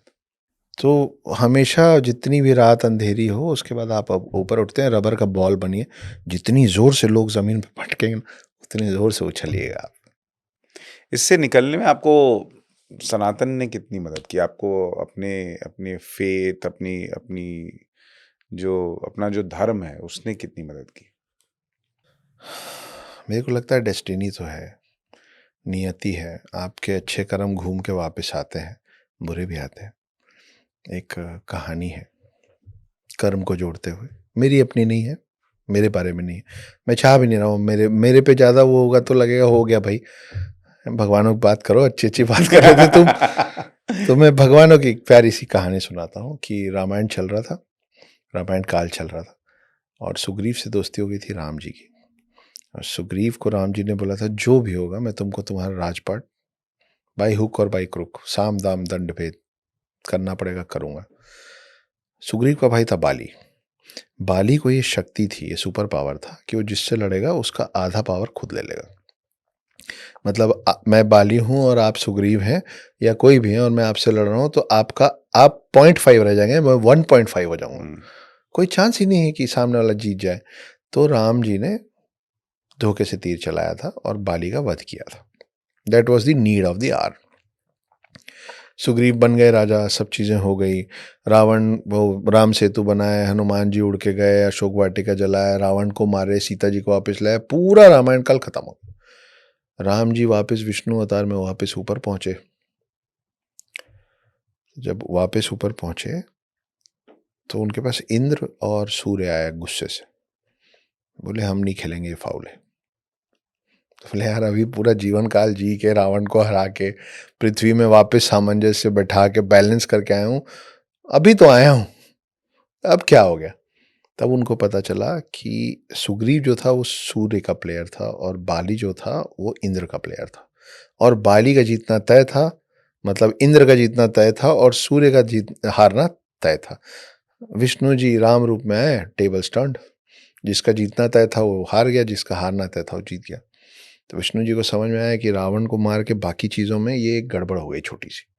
तो बोले कोई बात नहीं, अगली बार जब जाऊंगा ना तो बैलेंस आउट कर दूंगा। द्वापर युग शुरू हुआ, कृष्ण आए, महाभारत हुआ।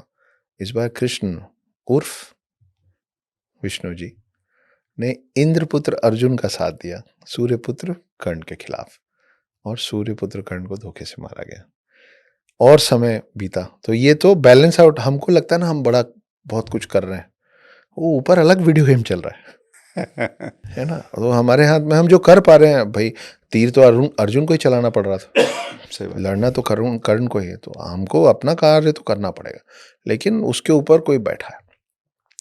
समय और बीता, कृष्ण जी 126 साल के हुए, बढ़िया बैठ के पेड़ के नीचे बांसुरी बजा रहे थे। एक तीर आया कहीं से, उसी को शास्त्रों में उड़ता हुआ तीर कहा गया।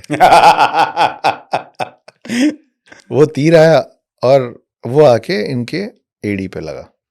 इस एड़ी में जो तीर लगा कृष्ण जी के, इसी बात से इंस्पायर्ड है ग्रीक की वो अकिलीस हील्स वाली कहानी, जो मर नहीं सकता, जिसकी एड़ी में तीर लगा। और ट्रॉय फिल्म अगर आप देखे होंगे तो, है ना, वो ब्रैड पिट ने प्ले किया, तो वो इतना धुरंधर, उसको हराया नहीं जा सकता, और फिर एक तीर उसकी एड़ी में लगता। अकिलीस हील्स वाला जो है, this is inspired by Krishna's death. Okay. ये तो एनेक्डोट हो गया।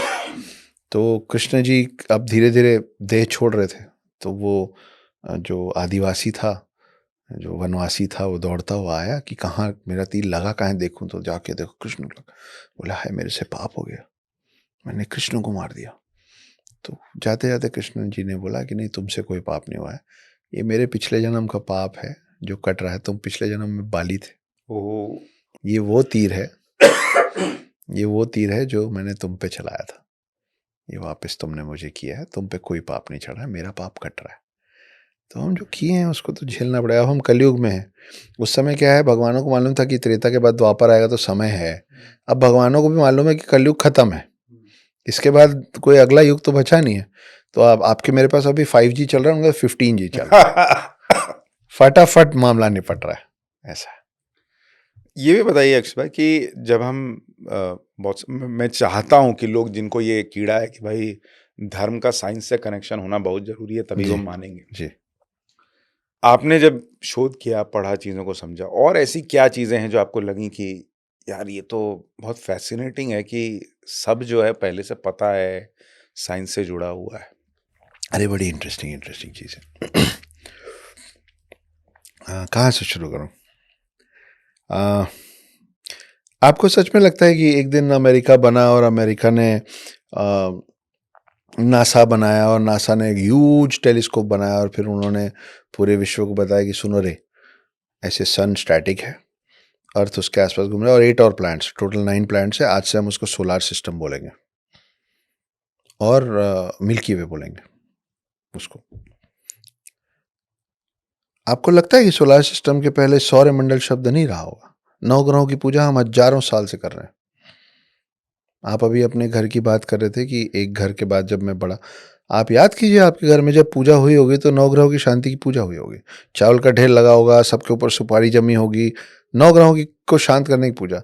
हमारे घर में कोई किसी का जन्म होता है तो नवग्रहों की पूजा, किसी का मरण होता है तो नवग्रहों की पूजा, किसी ये जो गृह प्रवेश होता है तो नवग्रह। तो मेरे और आपके पूर्वजों को हजारों साल पहले से मालूम है। हम पंचांग कैसे बनता है हमारा? ग्रह नक्षत्र के हिसाब से ना। कैसे उन लोगों को मालूम था कि राम जब पैदा हो रहे थे तब ग्रह नक्षत्र क्या थे? तो साइंस तो था। हनुमान चालीसा में लिखा हुआ है, हनुमान जी वो फल समझ के सूरज को खाने उड़े। वो पर भानु वाला जो 2 लाइन है, एक समय होता है कोई भी चालीसा पढ़ने का, इसलिए मैं आपको ऐसा बोल रहा हूँ। ये सही नहीं है कि आप आराम से बैठे हैं पूरे दिन और पढ़ गए।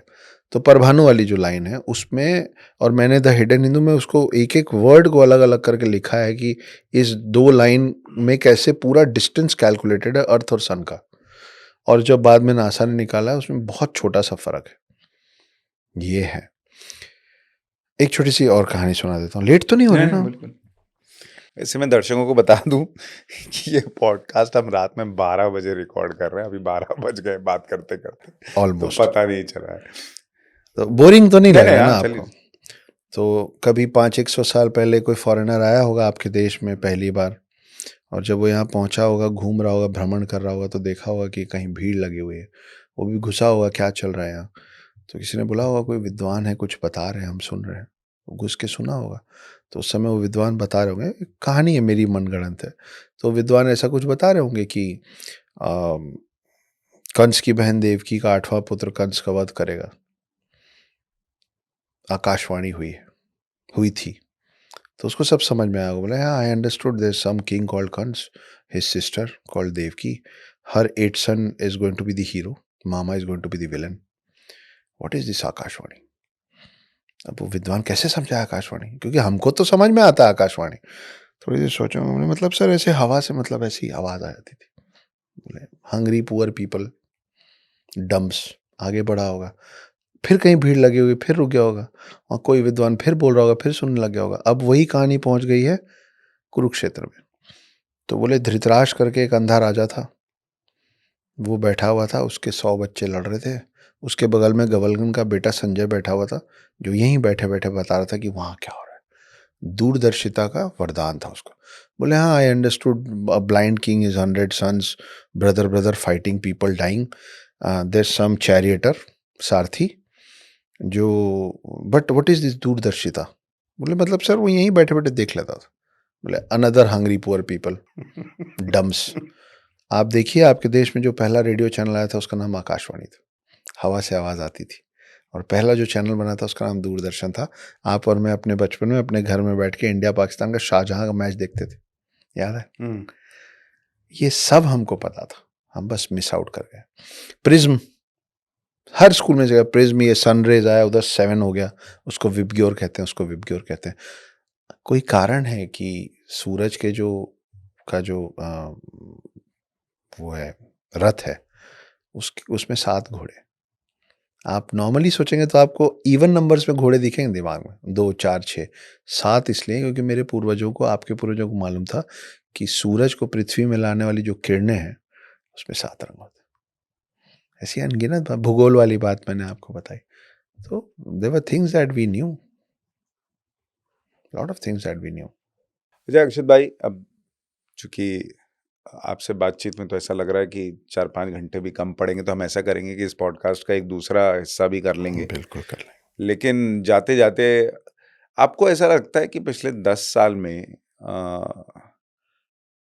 इस देश में सनातन को लेकर जो सोच है, जो हिंदुओं को लेकर सोच है, वो थोड़ी बदली है? और उसको और क्या बदलने की ज़रूरत आपको महसूस होती है? निसंदेह बदली है, देयर इज नो डाउट कि we are more vocal now, है ना? और लोगों को बोलना पड़ेगा। हमारी जितनी तादाद है और उसमें जितने लोग मुंह खोल रहे हैं, वो हमने एड्स में देखा था, पहले पुरानी फिल्मों में देखा था कि दीवारों के भी कान होते हैं, और फिर एशियन पेंट्स का एक ऐड आया था कि दीवारें भी बोलती हैं। दीवारें नहीं बोलती हैं। तो अगर आप इंसान हैं तो दीवार जैसी हरकतें मत कीजिए, मुंह खोलिए और बोलिए जो आपको लग रहा है। आप डिप्रेशन में तो भी बोलिए, आपको कोई चीज़ गलत लग रही तो भी बोलिए। आप सबको खुश करके नहीं चल सकते, पानी बनना बंद करना पड़ेगा, जो कि बहुत लोग समझ चुके हैं। उम्मीद है जल्दी अब भी और लोग भी जागेंगे और समझेंगे इस बात को कि हाँ यार, ये बोल सकता है तो मैं क्यों नहीं बोल सकता हूँ। बदलाव डेफिनेटली है, all thanks to some of the best politicians that this country has ever seen, और वो सब बीजेपी में है ना? और देखिए यही हुआ ना, बीजेपी में एक सोच के एक तरीके के लोग संगठित हुए, तो हम देश पे हैं। ये लोग अगर आज भी अगर ये लोग बट जाएंगे ना कि चार उस पार्टी में चार हम फिर उसी हालत में चले जाएंगे। तो अच्छा है, ये संगठन बने रहना चाहिए और ये संगठन और मजबूत होना चाहिए। बड़ा दुख है मेरे को कि हम अभी इस बार अयोध्या में हार गए। वो ये जो राजनीति है ना कि थोड़ा सा दे दो, इससे बचना पड़ेगा। हम बड़े कमज़ोर हो गए हैं। मतलब मेरा सरनेम गुप्ता है, मजाक में मेरे दोस्त लोग अभी भी बोलते हैं कि तुम लोग, तेरे साथ, तेरे सरनेम के साथ 2-4 चीज़ें ही जाती हैं, गुप्ता जनरल स्टोर, गुप्ता किराना भंडार, गुप्ता भोजनालय, गुप्ता मेडिकल, गुप्ता एसटीडीपीसीओ। ये क्या कर रहा है तू? तो भाई आप गुप्ता हैं, आप शर्मा हैं, आप कोई भी हैं, अगर आप मानते हैं कि आप हिंदू हैं तो मुंह खोलिए और बोलिए जो सही नहीं हो रहा है, एक साथ बोलना पड़ेगा। जाते-जाते हिंदुओं के लिए आपकी एक कविता बड़ी वायरल होती है, वो सुनाते जाइए। जी बिल्कुल, सुना देते हैं। तो जब ये पॉडकास्ट शुरू हुआ था तो आपने मेरा परिचय दिया था। अब जब ये पॉडकास्ट ख़त्म हो रहा है तो मैं आपका और आपके श्रोताओं का परिचय देता हूँ अपने लिखे हुए शब्दों से। ये मेरा परिचय नहीं, आपका है। और जितनी बार इसमें मैं निकलेगा, वो मैं नहीं हूँ, वो मैं, हम सब हैं, वो मैं आप हैं। तो कविता है कि रुद्राक्ष की माला में भी मैं हूँ, कृपाण, कटार और भाला में भी मैं हूँ, श्वेत भी हूं और शुद्ध भी मैं हूं, विरुद्ध हो मेरे तो युद्ध भी मैं हूं, इतिहास में बहा आंसू और खून भी मैं हूं, अब जो कह के मिलेगा वो सुकून भी मैं हूं, कि इस धरती का मैं केंद्र बिंदु हूं, प्रणाम, मैं हिंदू हूं। चिता की अग्नि, गंगा का पानी, कब्र की मिट्टी और लोबान भी मैं हूं, पीर फकीर अली वली, सियावर राम का हनुमान भी मैं हूं, भोला हूं सरल भी, तुम्हारा मित्र भी मैं हूं, घोल भी दूं तुमको और घुल भी जाऊं तुम में, कुछ ऐसा चरित्र भी मैं हूं, इस धरती का मैं केंद्र बिंदु हूं, प्रणाम, मैं हिंदू हूं। प्रणाम का भाव भी मैं हूं, आक्रमण का घाव भी मैं हूं, सहनशील स्थिर और शांत भी मैं हूं, देवभूमि भारत का हर प्रांत भी मैं हूं, शक्ति भक्ति और ना थकती क्रांति भी मैं हूं, तूफान हूं और तूफान से पहले की शांति भी मैं हूं, इस धरती का मैं केंद्र बिंदु हूं, प्रणाम, मैं हिंदू हूं। ये आज हम लोग पिछले 1-1.5 घंटे में जितनी बात की ना सुशांत भाई, उस पूरे का सार यही है। प्रांतों की बात, जो जो हम बात की, घोल भी दूं तुमको घुल भी जाओ तुम में, हमने पानी की बात की थी। हर प्रांत भी मैं हूं, हमने कश्मीर और केरल की बात की थी। युद्ध भी हूं, विरुद्ध हो मेरे तो युद्ध भी मैं हूं, हमने उस पर बात की। यही है हिंदू। और नहीं हो तो बन जाओ ऐसे। ये इसको इसको आप काफिर शब्द बैन कर दीजिए और इसको हिंदू एंथम घोषित कर दीजिए, आप देखिए बदलाव। ऐसा मानना है मेरा। देखिए, बदलाव लाना तो ज़रूरी है और मुझे लगता है लोग अपने हिसाब से चीज़ों को समझेंगे तो वो बदलाव धीरे-धीरे अपने आप आएगा। लेकिन एक बदलाव तो ज़रूर लाइए कि मैं हिंदू हूँ, ये बोलना आपको कम्युनल नहीं बनाता है। अपनी पहचान हिंदू बताना आपको सेक्युलरिज़्म जो अगर कुछ है तो उससे दूर नहीं करता है। अपनी पहचान को गौरव के साथ ओन कीजिए। मैं हिंदू हूँ, ये गर्व से बोलना सीखिए, इसमें कोई शर्म की बात नहीं है। कोई शर्म की बात नहीं है। ये पहला बदलाव कर लीजिएगा, बाकी धीरे-धीरे सब हो ही जाएगा। अक्षत भाई बहुत-बहुत धन्यवाद। इतना आपने बिजी शेड्यूल में से समय निकाला। नहीं, आधी रात्रि में हम लोग बैठ के चर्चा कर रहे हैं। नहीं, ये this is an honour and privilege to share a screen with you Sushant भाई। मेरे पिता आपके फ़ैन हैं, उनको आपको मेरा बहुत रेगुलरली सुनते हैं, आपकी बेबाकी को बहुत पसंद करते हैं, और मैं बहुत कुछ सीखा हूँ कि इतना बोला जा सकता है। अगर आपका मानना है कि आप सच बोल रहे हैं तो आप इतना बोल सकते हैं, वो मैं बहुतों से सीखा हूँ, उनमें से एक नाम आप भी हैं। तो ये पूरा जो सौभाग्य है ये मेरा है। मैं कितना भी व्यस्त रहूँगा, आप जब बुलाएंगे मैं फिर आऊँगा। आपका बड़प्पन है, और अंकल आपके लिए स्पेशल प्रणाम है मेरा। आशीर्वाद वहीं से ट्रांसफर कीजिए। लेकिन हम इस वादे के साथ इस पॉडकास्ट को ख़त्म कर रहे हैं कि हम दोबारा मिलेंगे और हम चर्चा करेंगे, और जो हमने घंटी बजाने का प्रयास किया है थोड़ी ऊर्जा देने का, उसका असर होगा तो हम दोबारा ज़रूर मिलेंगे और बात ज़रूर करेंगे। आपको ये पॉडकास्ट कैसा लगा हमें ज़रूर बताइएगा। इस पॉडकास्ट में जो बातें हुई उस पर आपकी सोच क्या है ज़रूर बताइएगा। अक्षत भाई बहुत बहुत धन्यवाद। आप फिर सभी का मिलेंगे। बहुत बहुत धन्यवाद।